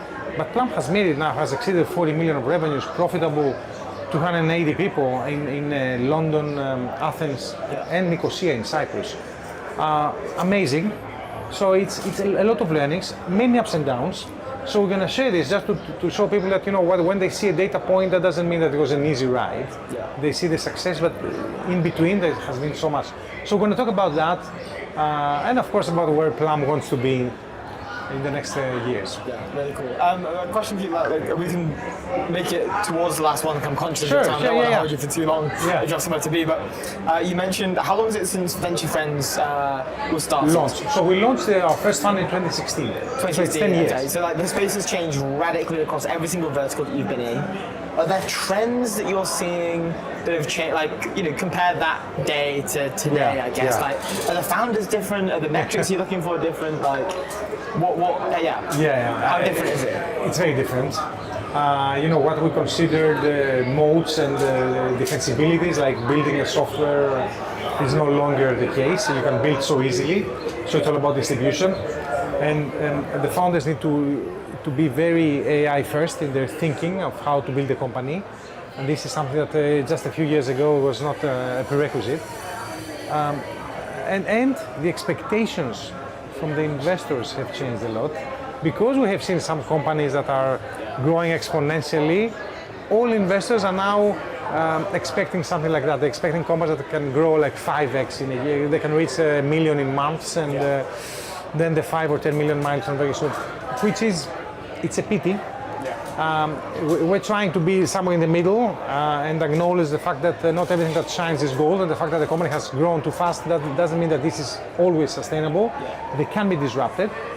But the reality is that when we're going to the market with companies that have done a good job, it's a tough story. It's a tough story to sell for the founders. We're saying, okay, I reached $500,000 or $1 million of AR in a year and a half. And people are just expecting more. It's a pity. It's weird. More companies are growing faster, for sure. Yeah, I can't remember what the stat was I saw, but a lot of it's on Twitter, on X, and you know, narratives around like, you know, I don't even want to talk to a founder now if they're not doing 0 to 3 or 4 in the first year, or like their pre-seed is like, okay, we'll have a conversation when you hit $1 million ARR. And it's like, oh, okay, that's, and even the founders that we have conversations with today, like I have friends who have just raised pre-seed, and they're getting sort of not pressured, but they're getting, you know, they're having conversations around like, hey, how are we positioned for launch? And these are mainly like consumer AI agents, sort of like related stuff. You know, how are we positioned for launch? Like, and the expectations are, you know, at least like 500K to $1 million post, you know, 2 months after launch, 1 month after launch. And that's hard, right? That's very hard. And not all startups are the same. If you're a consumer startup, maybe. But if you're a B2B startup, there are sales cycles. You cannot shorten the sales cycle. There are decision makers involved. It's not easy. Yeah. Well, just like Hours, right? Well, they were unprofitable for like 9 years. Yeah, and then like I think they did more revenue like a year after than they had done 9 years prior. Yeah. Which is why. Proper hockey stick. That whole Well, look, thank you so much for joining us. We appreciate it. Thank you for having me. Very nice to meet you, and great. Absolute pleasure. Amazing to have you in Athens. Good luck with your speech. Yeah, it's good. Thank you. The fun thing is I'm going to be in London next week. Let's run it back. For Carmula and Plum and those guys. Okay, so we'll have you back on the show next week. We'll do it again. It's okay, not next week, it's too soon, but... Maybe ready, so. Very good. Cheers. Thank you. Great to meet you. Thank you. Apostolos, managing partner at VentureFriends, everybody.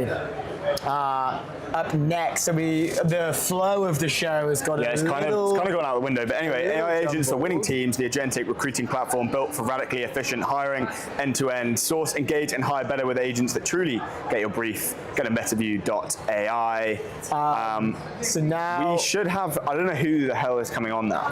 I'm so confused. We've got Madeline from Aikido Security, and we also have Henri from Singular VC, which will be joining us in 15 minutes. Okay. Which is good. And then what about Shuo? She should be coming on soon-ish. Who knows? She's running late apparently. No, I think maybe that would come. How long have we got? Have we got Andreas like imminently coming?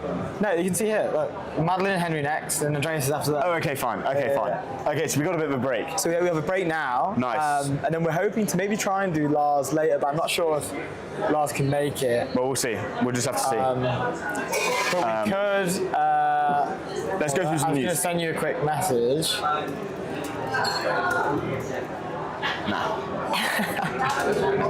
Definitely not? No. We're good. Fine. So what was the thing you wanted to talk about? You mentioned I wanted to talk about the Samsung story, so this came out yesterday on the FT. I think it was yesterday or the day before. I can't actually find the article, but we covered it the other day. Samsung stock has been absolutely kind of booming, memory stock, compute, and the employees have kind of, or the unions have been staging some form of revolt, basically saying, hey, look, we need some form of percentage of the profits. This clearly has gone very, very well. They basically just, you can't log in. It's here. Use this. I know, if I wasn't. They basically have got 10% of the profits, which is nuts. $22 billion worth of profits is now coming through the door for them, which is just bonkers. I'm going to try and find the article. Let me find it. Yes, well, but I think let's do a job of explaining like what's going on with ETN right now, because we kind of cut off from it earlier. Okay, yeah. So obviously the regular programming schedule has been changing a little bit as of recent. We have a few announcements to make over the next few days that you'll see that are coming, which are very exciting. So last week, we were, as I said earlier, we were in Monaco with A16Z. We had a great time with Nico Rosberger, Anish, Seema, Freed over at Victor.com, Wojciech, a bunch of other great guests, filmed live from the Maybon Riviera, which was a lovely experience. Thank you to A16Z. They hosted a builders retreat for 28 founders / builders, and we were lucky enough to be asked to join them as well, which was great. And then following that, we're obviously now here at Panathenea. So this is Thursday. So regular programming will resume on Tuesday next and week, Thursday. and then, And then from there, we have a few more dotted events, which I'm not sure we've. Yeah, we haven't announced them yet. Sure We've basically just got a bit of a weird time. We're doing a small tour. Yeah. Kind we of. are. But like some of it's in London. Well, half of it's in London. Of the 4 locations that we're touring. So I guess the European tour is coming to an end already after Panathenea. But I'm getting messaged by guests. Okay, yeah, let's do that. Yeah?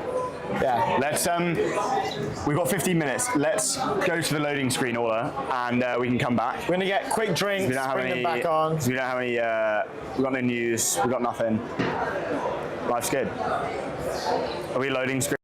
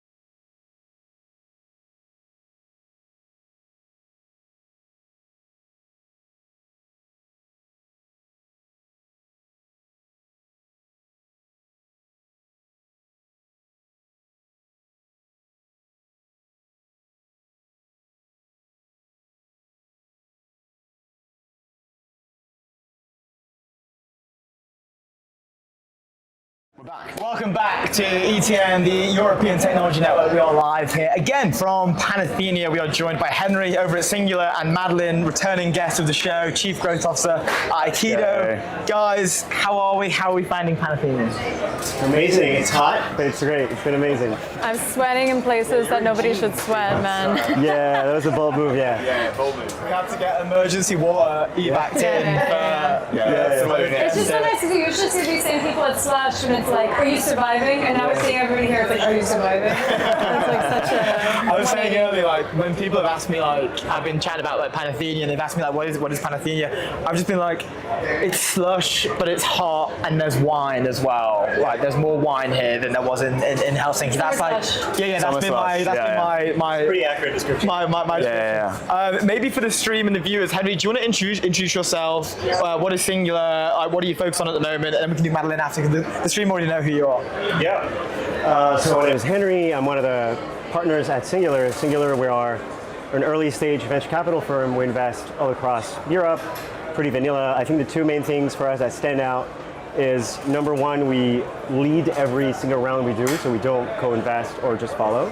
And number two is, it's a significant fund size, but we are a really, really tiny team. So we cherry pick, and this is why we have this lead investment strategy, which differentiates from like a lot of platform VCs that you see that, you know, do just a lot of checks here and there on many companies.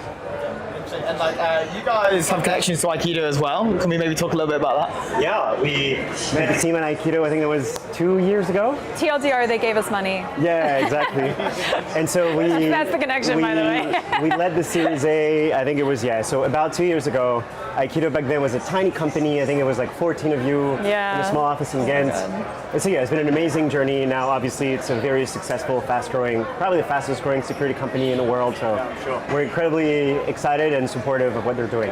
What was like initial thinking, like why were Aikido standing out at the time? Like any reasons for? I know Madeline has a no BS approach, which seems to start speaking towards the whole brand of the whole firm. I'm not sure if that's like and you've just driven that personally or.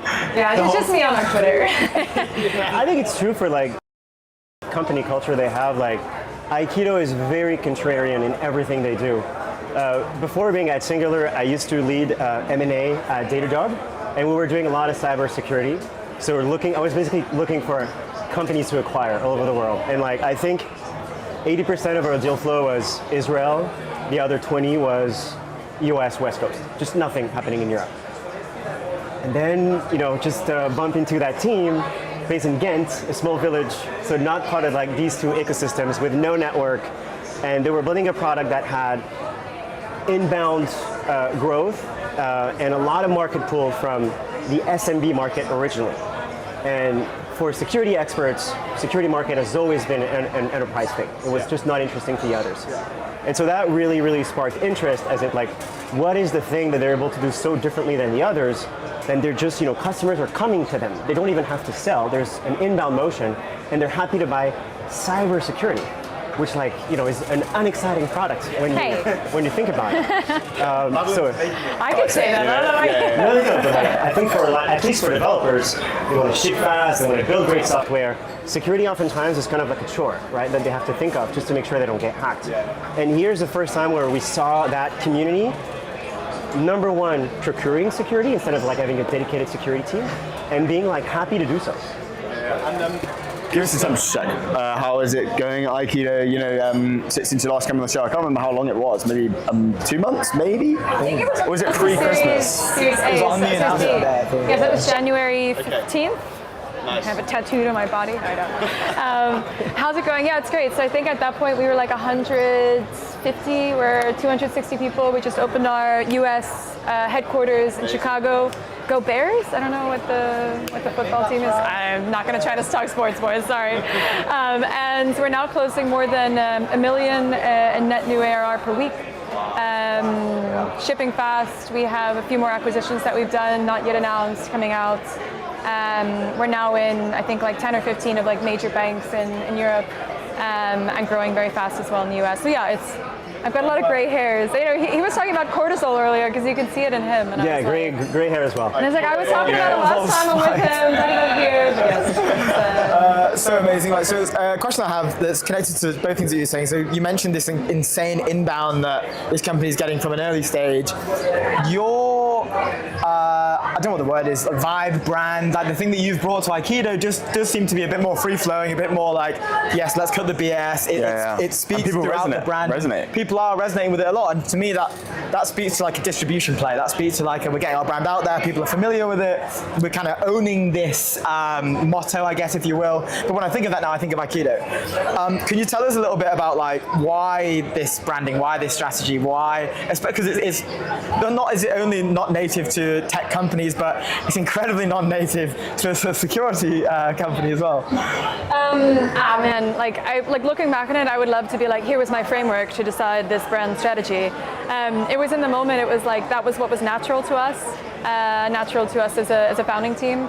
Willem, who you'll never speak to because he does not like to be on camera, is our CTO and our CEO. And it was like, you know, I've known him for so long.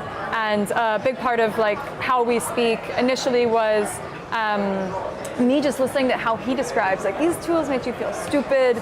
I got a bill for that, it was bullshit. I'm like, keep going, like this is some poetry here, we're cooking. And then, you know, it turns out we were friends long before, you know, Aikido started, and probably because him and I think very similarly in certain respects, and so similar sense of humor, similar, all right, let's cut to the chase, don't beat around the bush, lead with value, yada, yada, yada. And so it was just very natural. Like, I'm not someone to be like, we're doing the most comprehensive next, I don't know why I'm getting British or like whatever that is. But yeah, it's just, what does that mean? no, I was trying to do like cliche, I'm marketing to a budget, not a person, like heavy enterprise, and it just got a little bit posh though, didn't it? But no, it's like we're doing this because it solves an issue. This is the issue. This is how we solve it. There we go. No bullshit, no strings. You've turned it into an art form, and the reason I say that is because of the Neo marketing stunt that you guys did. We awarded it, you know, Startup Stunt of the Month actually on ETN. Yeah, which we had the first ever Startup Stunt of the Month award went to you. Yeah, we made the award for. Well, we were like, this deserves an award, so let's just create one, and then there you go. Like, we didn't give you anything. We should probably give you a physical something. A medal.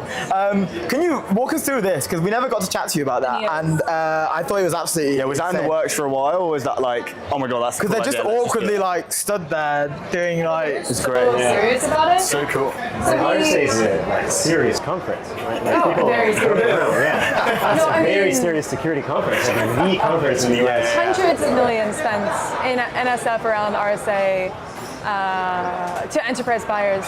When we launched the Series B, it was like self-securing software. We had and you have to commit to these trade shows like a year, 6 months in advance on your space. So I already knew when we were still pretty young and probably shouldn't have afforded it. I was like, we need to be as big as Sneak, which is like our incumbent competitor. And I was like, boom, I think it was 180K just for the space. And this was like a year ago. And I was like, well, we'll have to be that big. And then you have to build the booth on top, you know, which is essentially it's a whole thing. And we changed it at the last minute to self-securing software. And I was like, you know, let's build Rome in a day and do this.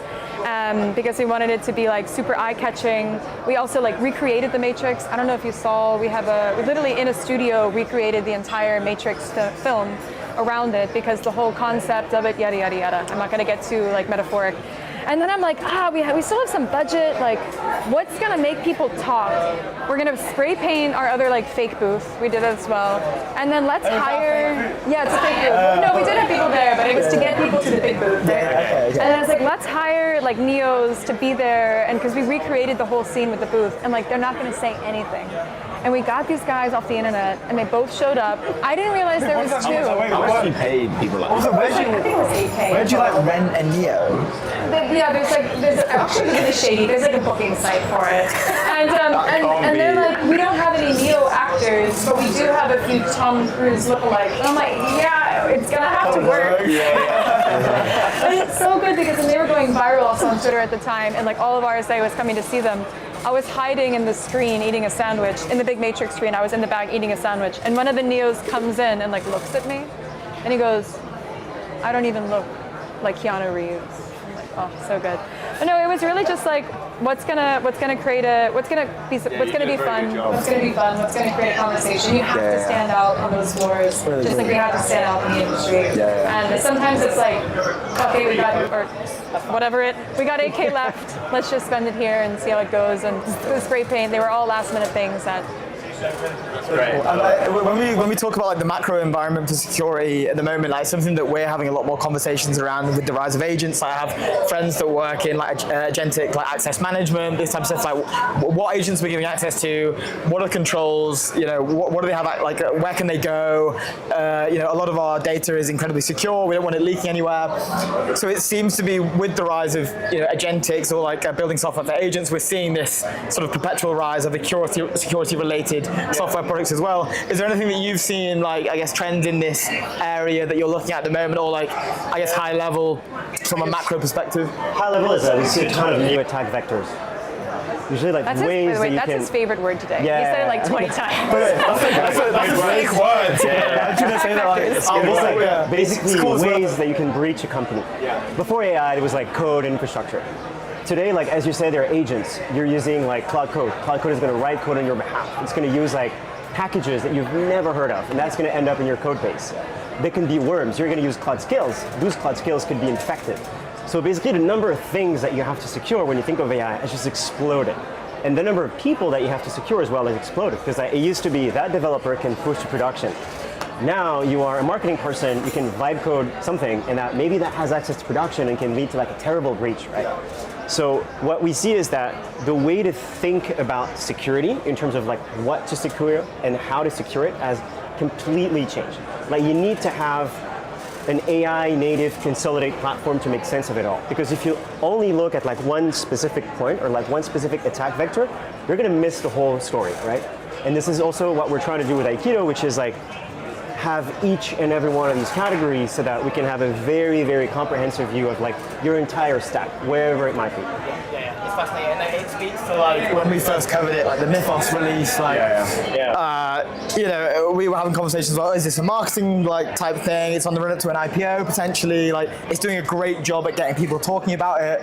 Therefore, like yes, maybe it is marketing, but we don't really know how serious it was. Like, it's starting to look like actually it is pretty good, and like maybe there's concerns were. The model? Yeah. So one masterclass in marketing. Completely agree. It's too dangerous to release, and it's named after a god. You can buy it. But two, what? We're only releasing it to a certain. You can't. It's too dangerous. It's going to change the Only internet these as we people know it. can have access to it. So good. Everyone now also wants access. Yeah, no, it's absolutely amazing. And having spoken to those that have access and have tried the models, it's the next model. Just like how we had 4.4, now we have 4.6. Sure. It is a step up. It's a large step up. It is not a revolutionary new model. It is like benchmarked better than what the last model did. But it doesn't really matter about this model because it's going to be the next and the next and the next. The whole point of this conversation and why, I think we're grateful for Mythos for creating a conversation and creating a urgency for those who didn't already feel an urgency around security. I mean, I don't know, you could be ordering a coffee and like they'll probably have heard about Mythos and security concerns. And I'm like, okay, we've crossed the chasm into the 99%. Yeah, exactly. And so it's like budget is getting loosened up. There's urgency in maybe people who are blocking CISOs or like security owners from spending that budget. Like it's really made it a top priority. And the big point is like it doesn't matter if it's Mythos or Daybreak or any of these other like branded names or models. AI is getting better. It's also getting more commoditized. The open source models are going to be great. What happens if that's in the wrong hands? And how do you need to protect yourself? What happens if that's in the wrong hands? That's ultimately what people are afraid of about Mythos. And if you can just change the name to any other model in the future, how do you protect yourselves is why Aikido exists. Yeah, it's a great take. It's a great take. Guys, we are out of time, so we're going to be welcoming our next guest, but thank you so much for doing this. Really appreciate it. Good to meet you as well. Yeah. Good to see you again. We did it. See you soon. Until next time. Have a good one, guys. Andreas. Cheers. That was Madeline, Lawrence, and Henri over at Singular and Aikido, ladies and gentlemen. Very good to have them on the show. As I say, Madeline for the second time, and Henri coming on to ETN for the first time. Is Andreas coming on? Andreas, are you coming on? Yeah. Yes? Yeah. Oh, both? Oh, wow, they got the wine. Oh, let's go. No way. Yeah, I was going to say, oh, wait, hold on. We need, have we got mics? Yeah, you guys got to get mic'd up. You got to get mic'd Already up. done. With all the hair, can mic you up. You're good. God, this is a logistical nightmare going on. It's crazy. Yeah. Cool. Andreas and I wanna. Here we go. You're getting the shades on. I'm getting the shades on too. It's so good to meet you for the first time. Hi. Welcome to the show. Sorry, hi. We've got some refreshments. Are we allowed to bring drinks? We've got some. I don't think we have alcohol. I wish I had one myself. I would somewhere. I don't think we've had cheers alcohol it, but I don't on the show. have any. I think it's bad luck to cheers water with wine. I was going to cheers a bottle. That's bad luck. Cheers to you anyway. Yeah, cheers. Cheers, guys. Yeah, big cheers. Thank you for joining us. Do you want to maybe tell us a little bit why are you guys here today? Why are we at Panathenea? From both an e-wing perspective and also a prototype perspective as well. Yeah, so the main reason we're here is because you owe you an update on e-wing. So the people are dying for one. And every time you give one, everyone's like, wow, that's pretty nuts. You get viral every time. This guy is And this drama brought like Ivona from our team. She did like all the legal work. So basically, she's actually the person behind all of this, and I'm just taking the credit for a lot of real work. I'm just a good-looking face. I'm the legal I wanted to say, maybe can you introduce yourself, your role within e-wing, so everyone can get to know you as well, because everyone knows this guy already. He's been on too many times. So I spent almost a decade at Mazarakis, so we invested globally. So I've set up all of the investment processes and worked with Matt and Alice from almost like super early days. And then I left, and at the moment I'm a CEO of Project Europe. I work with Kitty, Jay, Tari, Karen. And I support them on everything: funds, ops, legal, compliance, all the boring stuff, but important ones. I challenge you. I challenge you to find in Europe a person that has done more early stage legal deals from like the actual investor side than her. I agree. Thousands, probably. Insane. What amazing crossovers. I didn't know that you were at Project Europe as well. That's so cool. Yeah. So how do you survive? How do you split your time? How does that work? How do you balance pulling directions like left, right? Wow. No, I think it's actually pretty easy now. I have 10 years experience. Yeah. I'm very good at my job and I enjoy what I do. Like my job is like my El Dorado. I just love it, and like I can work into the late nights, but I absolutely love it. And the e-wing, like Project Europe at the moment, is like part-time because as we are growing and raising another fund, it's going to get a little bit more busy. But that definitely gave me space to work on e-wing. Also for people like Ivona, like part-time is full-time. Like part-time, you have two jobs, and they're both like incredibly intense. I've been meeting people at 2 a.m. They're like, "What's happening?" You're meant to be part-time, but Well, we do work hard in Europe, Yeah, that's fun. I know we are drinking wine in the sun, but like, work hard. this is also work as well, you know. Jesus, what a day! God, It's a horrible job, but somebody has to do it. Anyway, when do we go to the pool? Is there a pool party? There must be. We can find one. I'm sure we can find it. There were sauna parties at Slush, so there's going to be To get you up to speed on e-wing. So basically, over the last few months, we did like a full legal deep dive on the proposal that the Commission announced. So what they did in the end, and I will want to explain the details, but in a nutshell, they didn't went with the thing that we recommended, which is like 20F regime, fully separate thing on EU level, but instead what they suggest, or like what they proposed, is basically a plugin that you put into every country's legal code. That's like the same-ish, but to actually have it the same, you as a founder are asked to pick like in which country you want to incorporate. So very similar to Delawaring. So basically the European startup ecosystem will then over the next years hopefully converge to like 1 or 2 major hubs that focuses on startups, or maybe it's like focuses in special industries and startups. And then your company is legally speaking, like let's say in Estonia, like registered in Estonia, but you operate in, for example, Italy. And so you pay tax in Italy, you do employment in Italy. So for all intents and purposes, like you are under Italian rule, outside of the cap table, investments, and all of the registration related stuff. And that's basically the solution that they have. And over the last few months, we did like a full legal deep dive to see if this is actually doable, possible, because that's, you basically, like, you brute force something really complex into 27 different law codes. And now we are releasing tomorrow our position paper on all of that, and basically like our guidance, what should stay, what should be removed. And also like our main ask is that the choice of registration seat that has to survive whatever shenanigans Brussels wants to do now, that has to survive, because that's the one thing that matters. If that's out, then you can like ignore the rest. And so the hope is to find that kind of I guess center place where most companies are incorporating, and then start setting things up around that. Okay, fine. Call it like a Delaware moment. The market actually choose that No, that's great. direction to go to, and I think over time it's just pretty apparent where companies want to go. There are some front runners probably, like you already mentioned Estonia, but I think over time we will see and there might be some countries and member states that we want to. Yeah, and is there a plan to roll this out to early stage founders to say, hey, look, you don't have to incorporate in the country that you're in if you don't want to. This is an option now. Like, is there, will there be? Yeah. Okay. But how is that going to happen? Is what I'm asking. Which part? Well, just getting the word out there essentially to precede someone. That's the easy one. That's the easy one. The interesting one, hopefully, what we hope for is that there will be actually competition between the countries to become like the most useful one for startups. Nice. And that is actually like almost like a competition to figure out who should be the Delaware in Europe.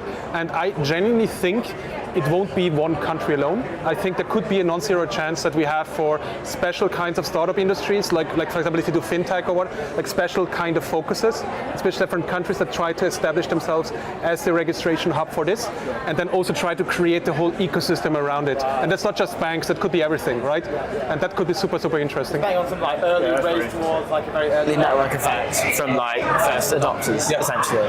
Really cool. Okay, and then operationally, like what? Because we kind of brushed over it. Like, there's a lot of work that's been going down. Like, from your perspective, like what are the hurdles you've had to get over? How hard has this been? Like, I brushed over because I'm not doing the work. He's working hard, great stuff.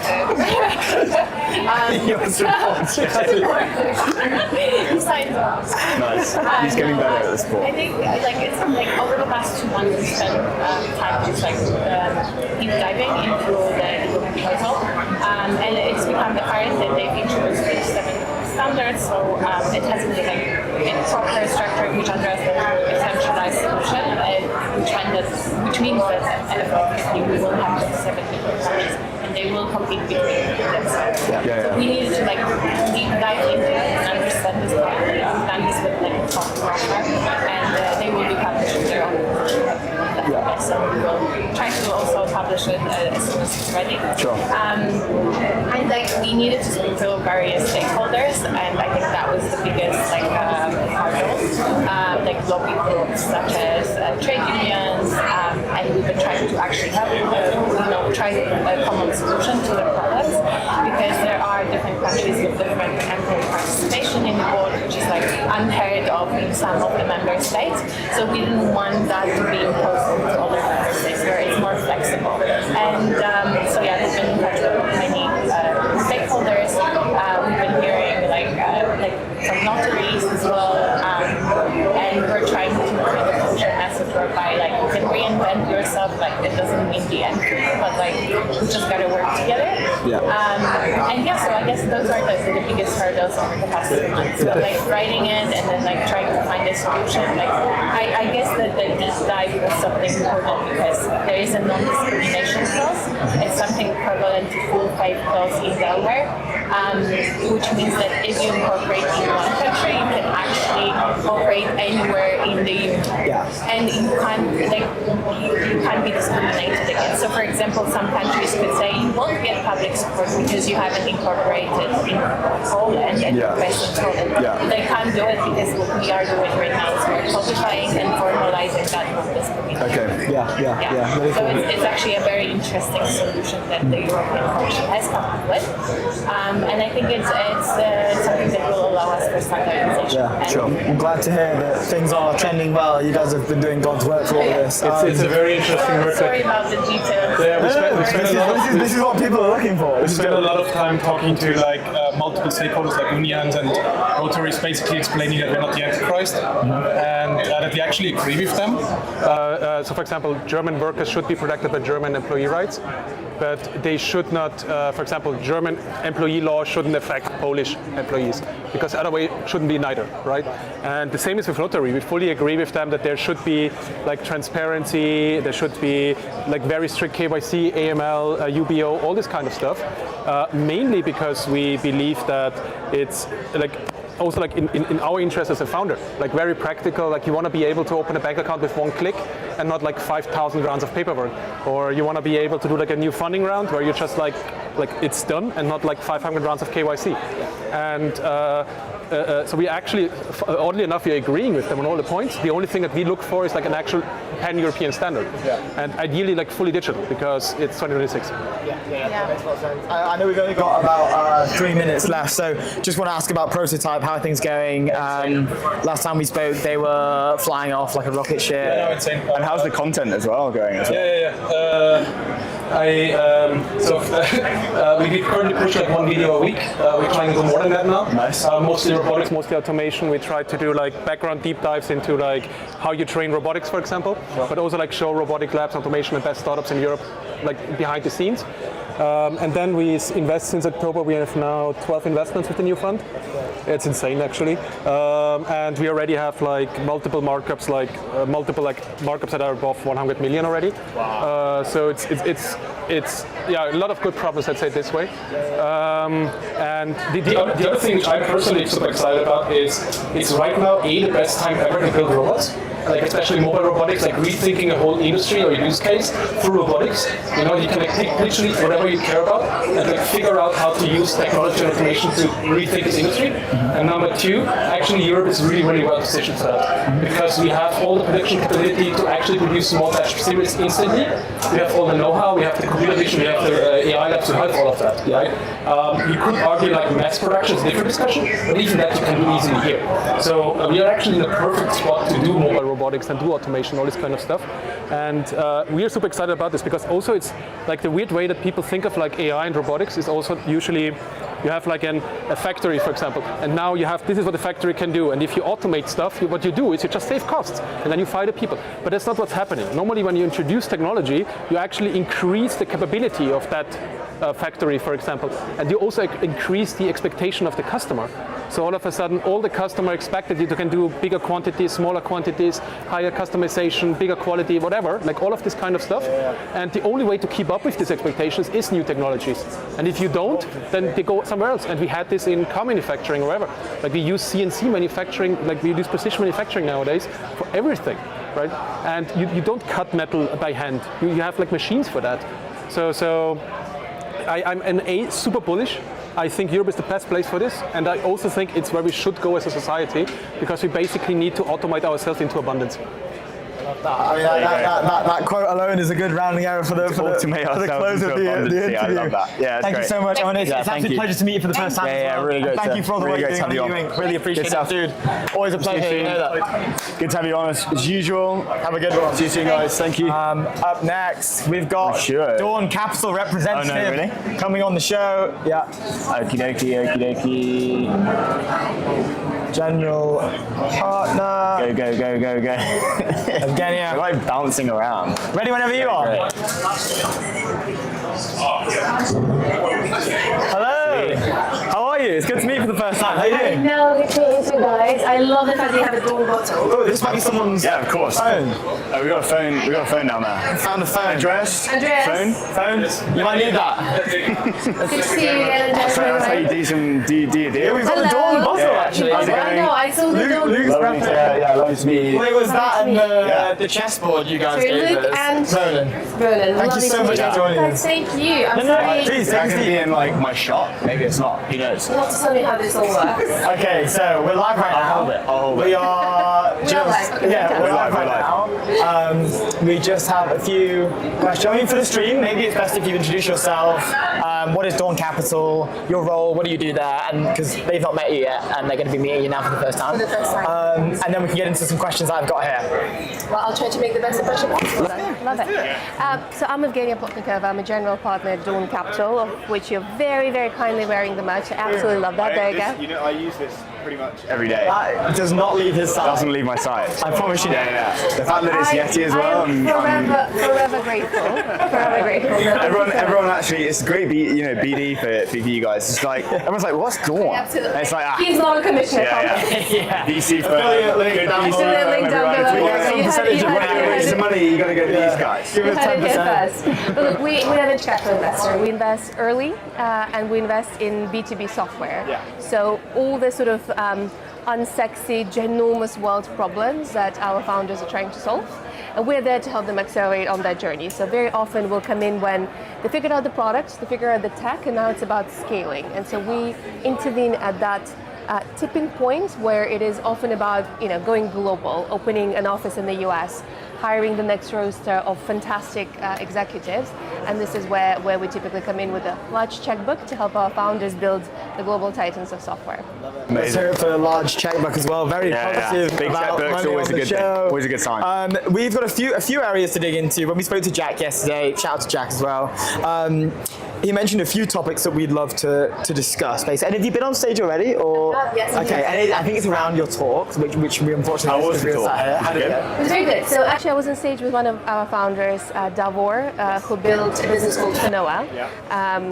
Fantastic business. We were talking about AI for complexity. So how does complexity help him create effectively a moat and a business that withstands the test of time? So very exciting business. We'll have some really big news coming out later this week. So it was really great to have him. Yeah, we're excited to see the news when it comes out. It's very exciting. But let's talk about the complexity in the age of AI. I think that there are a number of avenues that we can go down around this. The first one that has been already today been a recurring theme on the show is this avenue in which that we look at IQ and EQ. And EQ is now, not that it wasn't, but it's now back in fashion. Now it's like people. It's It's time for the idea. It's cyclical, like maybe it'll go out again, maybe. Exactly. But we'd love to just dig into this. Like Jack mentioned, you got some great points around this, like radical humanity, I guess, as summarised. But yeah, what are your thoughts on this as a whole? No, absolutely, and it's something that I've been writing about, and I've been trying to make a case for humans where everyone talks purely about disruption. And by the way, fundamentally believe that it is the greatest platform shift in technology. I think it's absolutely fundamental. I'm really excited about the businesses that will be built, but I think we're sort of humanity still stands a chance. And we speak specifically about the radical humanity. I think for me it comes across in a number of things. So if you think first about the founders themselves, I think you are building on constantly shifting sands. You're constantly changing the toolkit with which you empower yourselves. So the EQ there comes across in intellectual curiosity, in your ability to be relentless, in your ability to bring the best possible talent, which today may not look like it looked like yesterday, right? Yeah. The leaders of tomorrow might be slightly different shape. There might be slightly different personality, slightly different skill set. So I think that's critical and that's important. I think the other bit where EQ is fundamental is you're selling to large enterprises often, in our case, who are confused. Their board said, I want AI, right? But what does that actually mean? What does that mean in practice? How does my organization adapt? How does the tool that you have built fits my organization, right? And so there, I think it's EQ transcribes in effectively customer empathy and your ability to understand problem first and then try and create the solution that fits the customer needs. And that's something that Davor and I have been talking about in his case, right? He's built the most complex tax platform that is suitable for the companies like Spotify, Netflix, and Booking, who are all customers, right? But he always has to start problem first. It's like what it is that I'm trying to solve for my customer, rather than say, hey, I built a great widget. Would you like to buy my widget, Ronan? That was a great answer. I think this ties into like the case for humans. Like I've been like, for me there have been 3 moments in which they've not been sad, but it's really showed like the point in which AI is like it's flipping humans in a way where this would be the dominant thing. One was where the horse is now. Yeah, quite literally, right? So there are 4 now. I think about it properly. One would be Deep Blue, like IBM's like chess simulator they made, but it'd be Kasparov. AlphaGo, when that, I think there was one game that I forget his name, like the South Korean fellow that won. That was like crazy moment where I was like, oh, this is one of the most complex games that ever created in humanity, and it's beating the human who is a world champion. 4, it would be Waymo's like self-driving cars, and then the most recent one is Figure's Figure AI, the robotics firm, when they did a 4-day live stream of a robot working on the trend line. And the case for humans, I think, is I'm very bullish on humans still. Like there is a dystopian future ahead of us, I think, but there's also a great one as well. But for me, these are the inflection points that I think of when I think about the case for humans, right? And within that sort of ecosystem, what is your case for the humans? Like, where do we still sit? Where do we still plug in? Look, I have to be an optimist, right? I'm a venture capitalist. You have to believe in the brighter future. We are optimists as well, by the way. I know there are double doing scenarios. There's a little bit of the doom and gloom, but yeah, absolutely. Rain and Dima. Exactly. Look, I think the way that I have structured it for myself, right? And obviously, I'm still a VC, not quite a philosopher, so I love a 2x2 matrix, right? And so my 2x2 matrix was, hey, it's all about context, whether it's low context or high context, and it is about trust. So it's either low trust or high trust, right? And if you are at the bottom right of that 2x2, it's kind of really AI or die, right? They're the low context, low trust industries where things are moving just too fast. Like for me, it's maybe something like a BPO, for example, right? You have to sell the output and you have to adapt really, really, really fast. Now, I think the most interesting part there is perhaps actually trust, is because something that we don't really quantify very often. And it's typically, I think, a mix of credibility, it's a mix of intimacy, and it's a mix of risk. It's how kind of you make people feel. What gives you the right to fundamentally build the trust with a person? And then sometimes, it's a little bit of a CYA, maybe it's a cover your bum policy.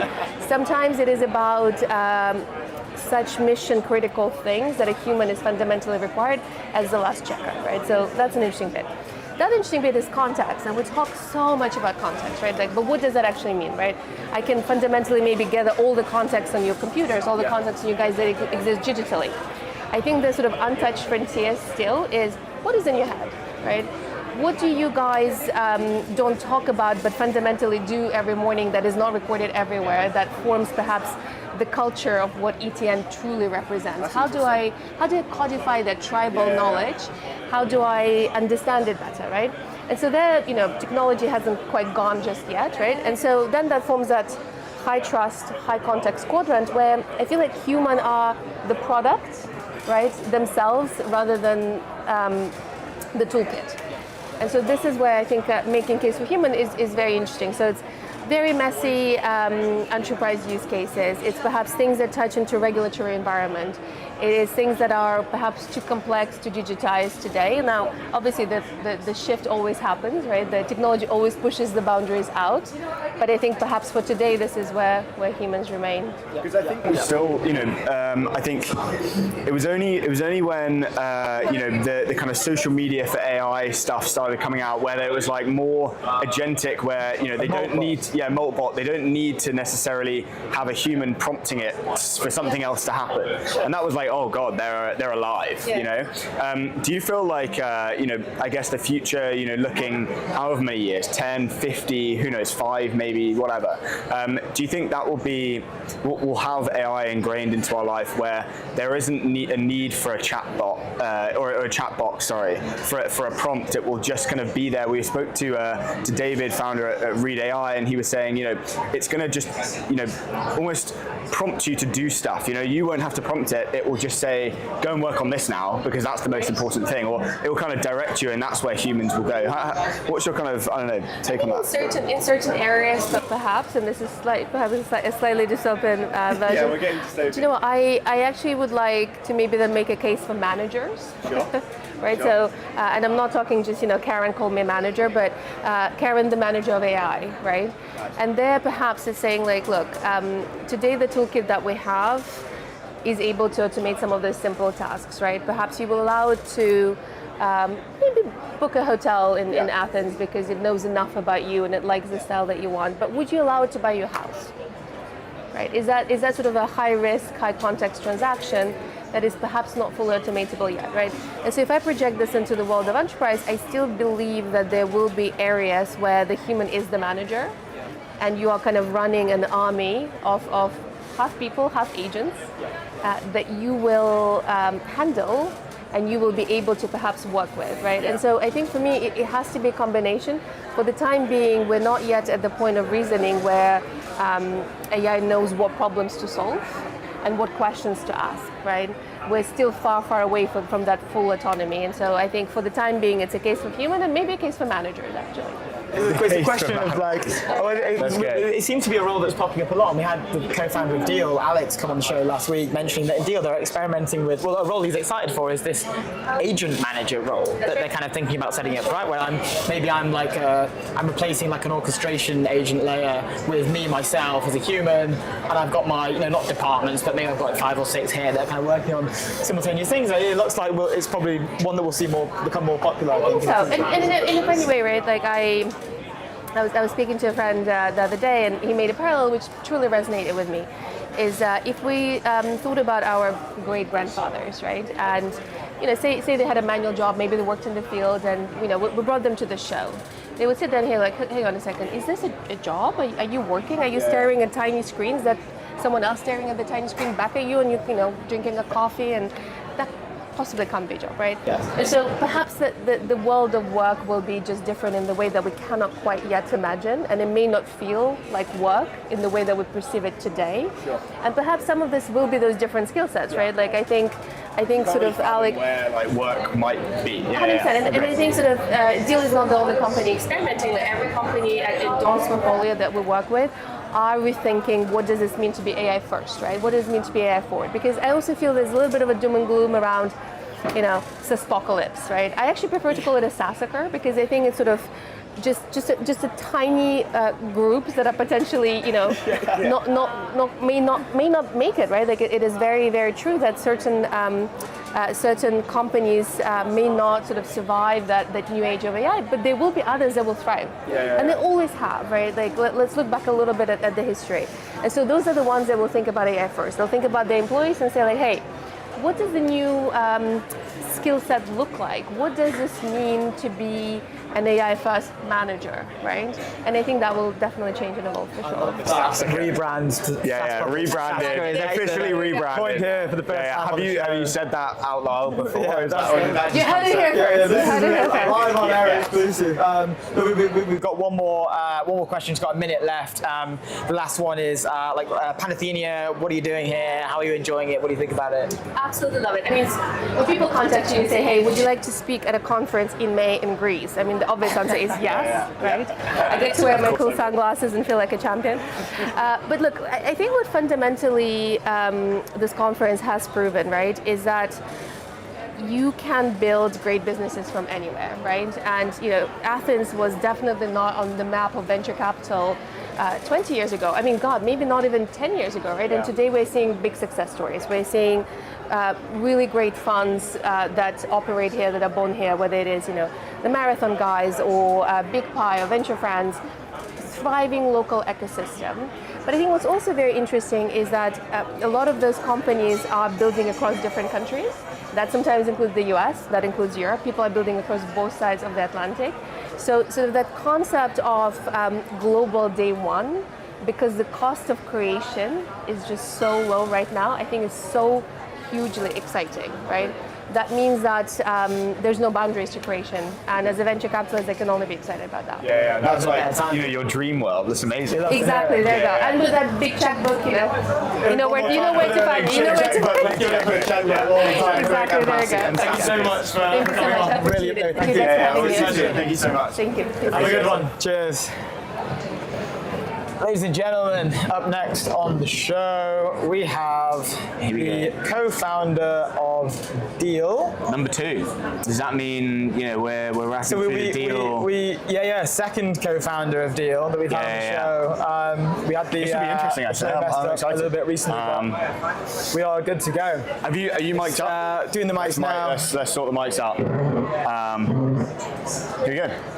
Hello. Sure. Hello. How's it going? Very nice meeting you. How are you? Nice to meet you. Good to see you. Welcome to the European Technology Network. Oh, of course. I mean, I definitely feel the energy. Yeah, and then I was just in Germany. 2 days ago, and then met a lot of really cool founders as well. And then now in Athens, I think the energy is amazing. That's good to hear. That's good to hear. You're getting so we mentioned earlier we've had this is the second Deel co-founder we've had on the show. We had Alex on a few weeks ago. You had Alex. I'm pretty sure it was last week. Was it last week or the week before? Yeah, we were in Monaco last week. It was the week before then, maybe. Okay, week before. How many co-founders of Deel are there? We had two.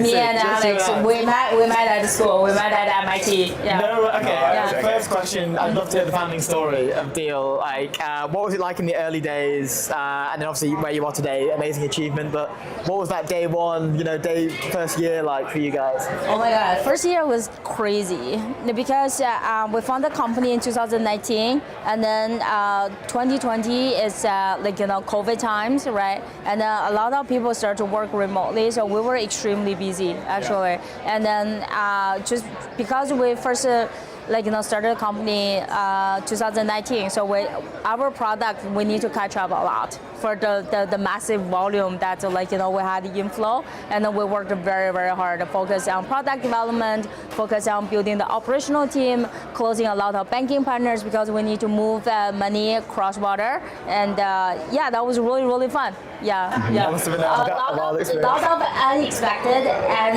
unseen problems, but so there is connected to that. There's a question I had. So you've mentioned this was during a YC batch, I think, that there were a couple pivots, but you say that you need to be completely shameless in those early days to find that product market fit. And I think it's refreshing to hear, because I think a lot of people might be embarrassed sometimes to I've told my friends I'm doing this, maybe I've raised some money, and now I've got to pivot. But you say you have to own that, you have to be shameless in those early days. What do you mean by that? No, I think there are multiple dimensions to it, right? So by shameless, I mean just be yourself, be authentic, right? Let other people know what you want. Otherwise, no one is going to be able to help you if you don't know, what you need, what kind of help you need, and then what kind of resources that you need, right? Even if people really wants to help you out, they cannot because they're not sure what stage you are, right? And then for Deel, and then I think Alex and myself were a little bit unique,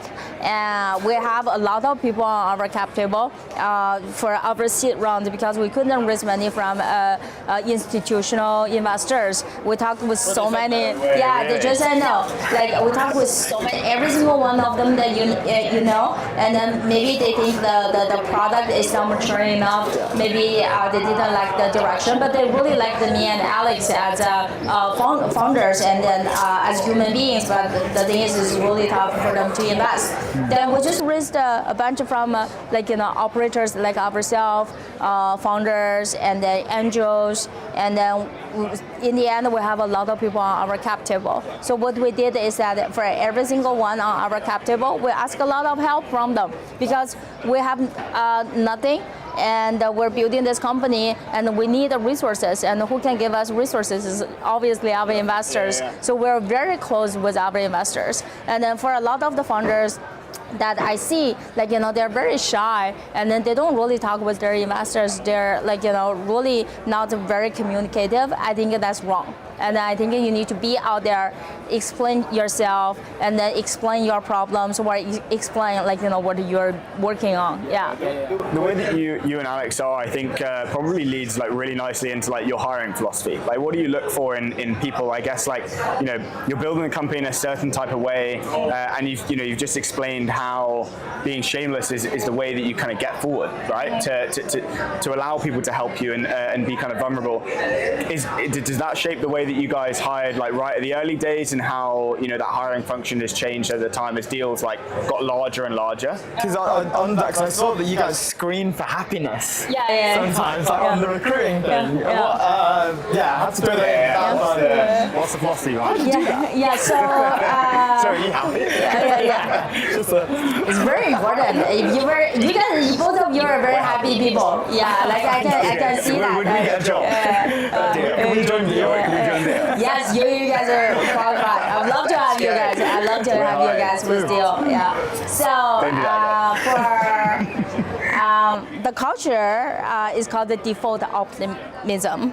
So what means is that we want to hire people that they have the belief that they will be able to solve the toughest problems out there. They are always continuously finding solutions, building systems so that they can build something amazing, right? So you need to be hopeful and you need to have the goal. So that's what we meant by default optimism. So we realized that the only people have positive energy, positive vibes, very hopeful, very happy, will be able to continuously pushing themselves and then go forward. So that's what we mean by we hire happy people. But Alex and myself, we're very happy people, and we are very resilient as well, I have to say. Yeah. I think you must be to build the behemoth that you've built today. And maybe just a few comments on the growth. Like how do you build a company that grew as fast as Deel? Like how are things now? Like the metrics you guys and the milestones that you're just smashing out the park. You guys are still are you accelerating? Global attention. What's that journey been like from those days at YC or those days where these investors, these institutionals were ignoring you? Yeah. Do you ever send them emails now look at us now? They send email to me. They send email to me saying, congratulations, great work. And no. Jokes aside, I think to build a company, you need to solve a big problem, and you need to have a big TAM, right? So for Deel, we're global payroll and HR. Every single person needs to get paid, and that's that matters people's life, and it's very emotional. So we want to build a platform to enable everyone to get paid, regardless whichever company that they work at, right? And regardless of their location. And I think that's very important. And also I see a trend that companies started to hire globally since very early on, and then they build a global business, and then you as a founder needs to have such mindset, right? And if you build if you solve a problem in a really good market, any problem is a good problem to have. Yeah, that's what. Really cool. Connected to that, throughout the research that we're doing, just on the meteoric rise of Deel, I found something called the Ghostbusters. For special projects. We didn't ask Alex about this. We hadn't found it. So, what is the Ghostbusters special projects team at Deel? Great question. So that's actually Alex's idea. To have the Ghostbuster team, and because what we realize is that we build so many products right now. We transformed from a single product payment platform to now 10 different products. We cover HR, IT, finance, payroll, everything that you can think of, when it comes to talent management, people related, right? And then when we manage so many problems, they're just low efficiencies, cross department, cross teams, and then there's no single owner, which slow us down. And then, but those people who we work with, they're really smart, and then they focus on their own product line. So we want to hire a Ghostbuster team to be cross-functional, identify what are the gaps between different teams, and how can we close the gaps together, and then they can become very efficient. They don't need to report to anyone but myself, Alex, and our COO. That's it, right? Whenever they have a problem, they come to us. We solve, we unlock and we unblock for them so that they can move much faster. So their main mandate is solving problems for Deel, and then they can define their own problem. They can help different departments, and then they can build their own new projects, whatever that they want to do. But we give them the resource, and then we just want them to execute. Do you think every company your size should have a Ghostbusters team? 100%. I think it's so important. To coin that. I think it's very important. I feel like in this stage, a lot of founders have chief of staff, right? And then chief of staff is a very similar concept with the Ghostbuster, but still, chief of staff is merely to support me instead of to become more productive, more efficient, and help me to build strategies. But the Ghostbuster is really for every single team out there, which is very important. Amazing. I wanted to touch on the future. What are you guys excited about at Deel? I'm sure you've got lots coming up for the rest of the year. What are you excited about? What are you guys focusing on a lot at the moment? Yeah, great question. So Deel, we are a global payroll company, right? It's very operational heavy because we cover 160 different countries. We pay close to 2 million people every single month. And then for every single country, there are nuances for local labor laws and compliance, right? So we want to connect every single system. And then we want to build our own infrastructure. And then we want to, based on our infrastructure, we want to automate the payroll end to end, right? And I feel like we're just starting. There are a lot more for us to build. So now we're payroll. The next thing we want to counter is HR. How can we add HR? And then once you have HR, you want to do IT. Once you have IT, you want to do services, right? So services. So those are the things that we're focusing on. And then we also just launched a new product called Archive.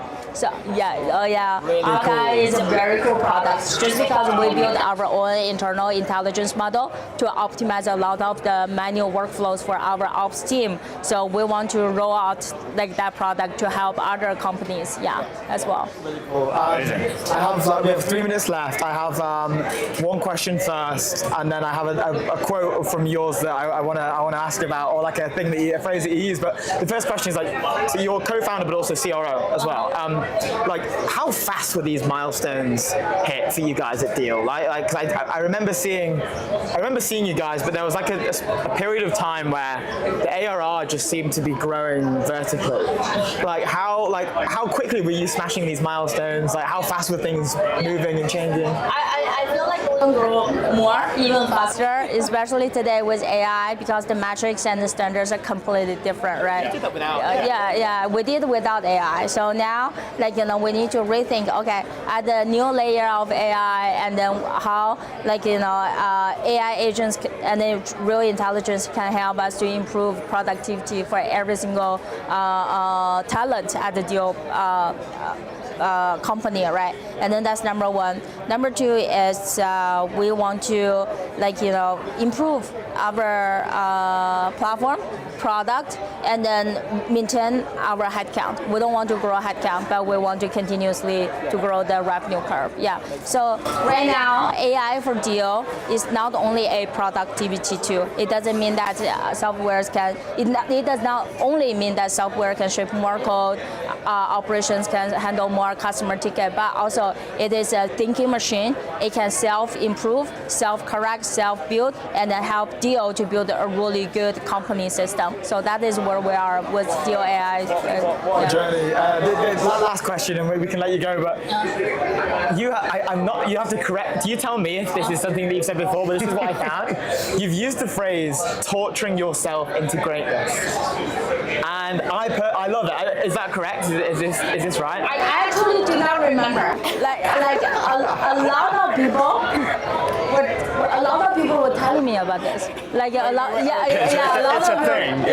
lot of people are asking. Even my head of sales was asking me one day. So you said this on your podcast. Like this is so amazing. I love it. And I was like, I don't even remember. But this is a traditional Chinese saying. That means the Chinese saying is that 天将降大任于斯人也，必先苦其心志，劳其心志. What does that mean? That means if you want to take on a great responsibility and then get on a great journey, you first need to practice yourself. You first need to become an underdog, and only if you become strong, so that you can take on more. Yeah. That is what it meant. Yeah. That's so cool. We're out of time, so we'll let you go. But Shim, thank you so much for joining us. This is fun. Thank you so much for having me. We've now had both. Yeah, really nice to meet you. Thank you. On the show. I did better than Alex, no? Yeah. Well done, Alex. Make sure you tell him, actually. Yeah. We'll put it in the clips. Okay. Good stuff. Thank you so much. Thank you. See you soon. Thank you.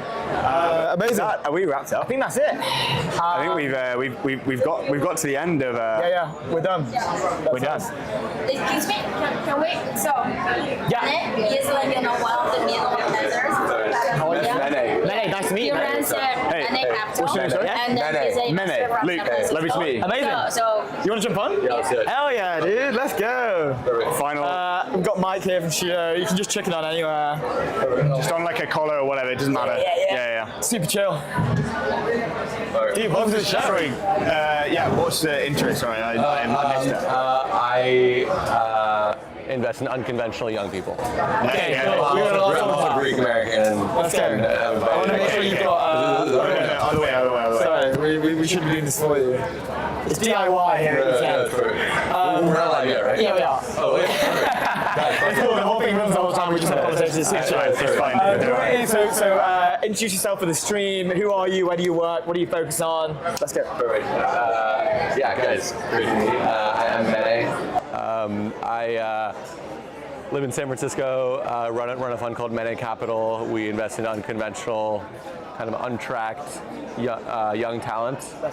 It's global talent, but people are doing very weird things. Most people will not have the talents to back. There's a lot of kind of consensus thinking, and a lot of the best ideas early on don't get back because most of the venture industrial complex really revolves around a few ideas. So just like you guys just had Shuo on, she did YC and could not raise a seed round because they pivoted 3 times. So all the VCs, were like, we don't live in like crypto creators. We'll payroll. Like I don't have any model for this. But actually, if you look under the surface, if you really met Shuo and Alex, you would be like, these are killer operators. They move super quickly. They actually went to the ideas 3 times in 10 weeks and then made a shit ton of progress. They're actually a very bullish signal. And they ended up raising an angel round because no investor really could pattern match because the best, most generational companies are not pattern matchable. And every great company is just people.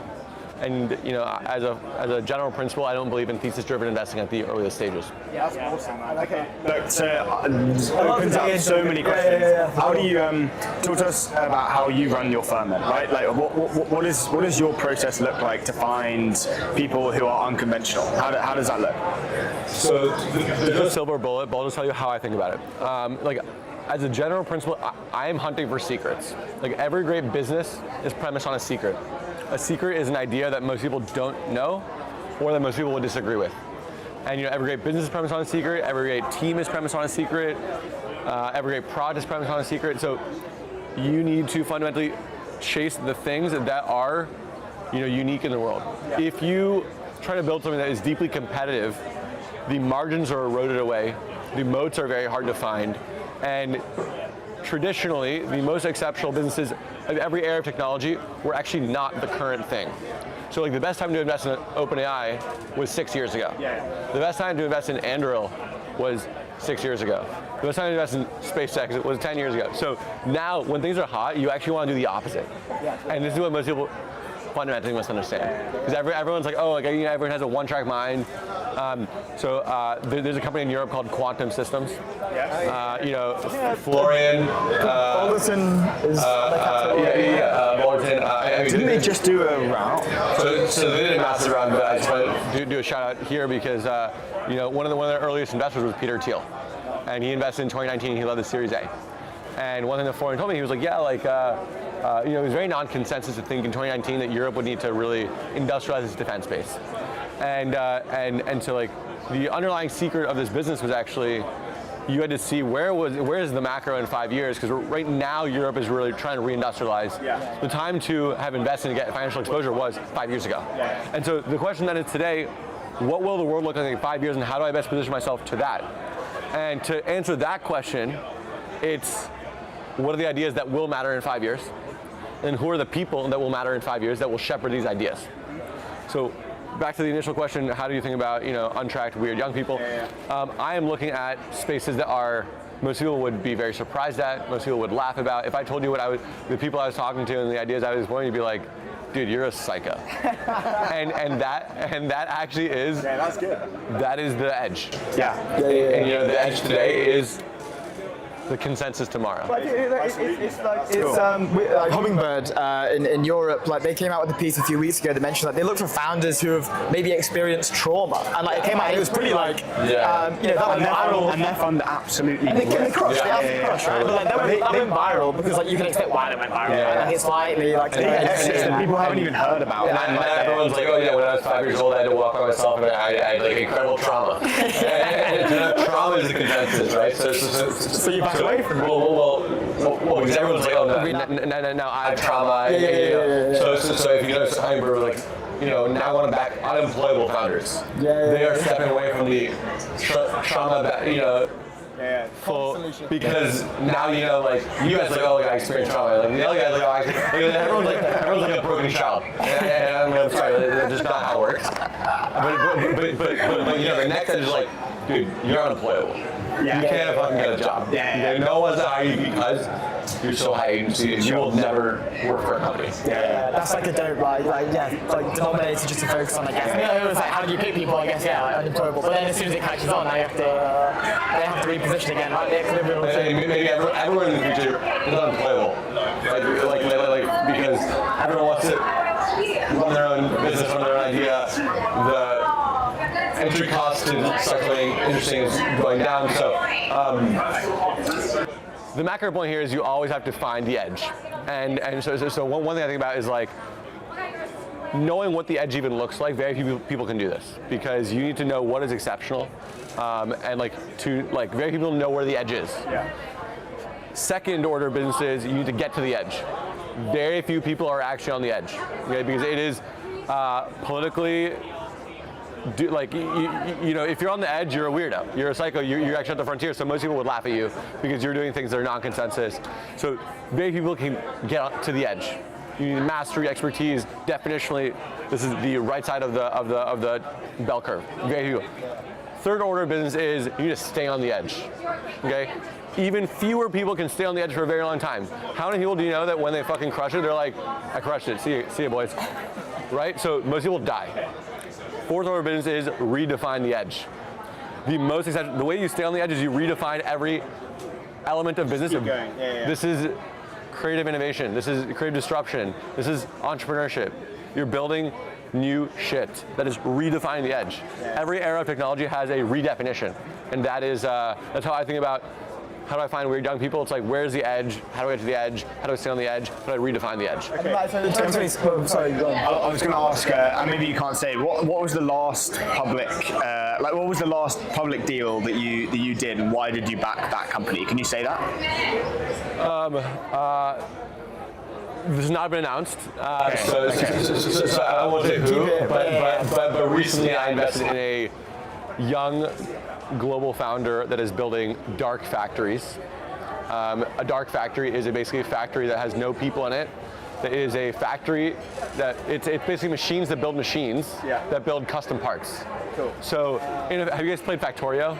Are you guys okay? So guys, we need to lock in on Factorio. Every single executive at every prolific company knows Factorio. It's very clear we're on ETN right now. Okay, guys, Factorio, very very bullish.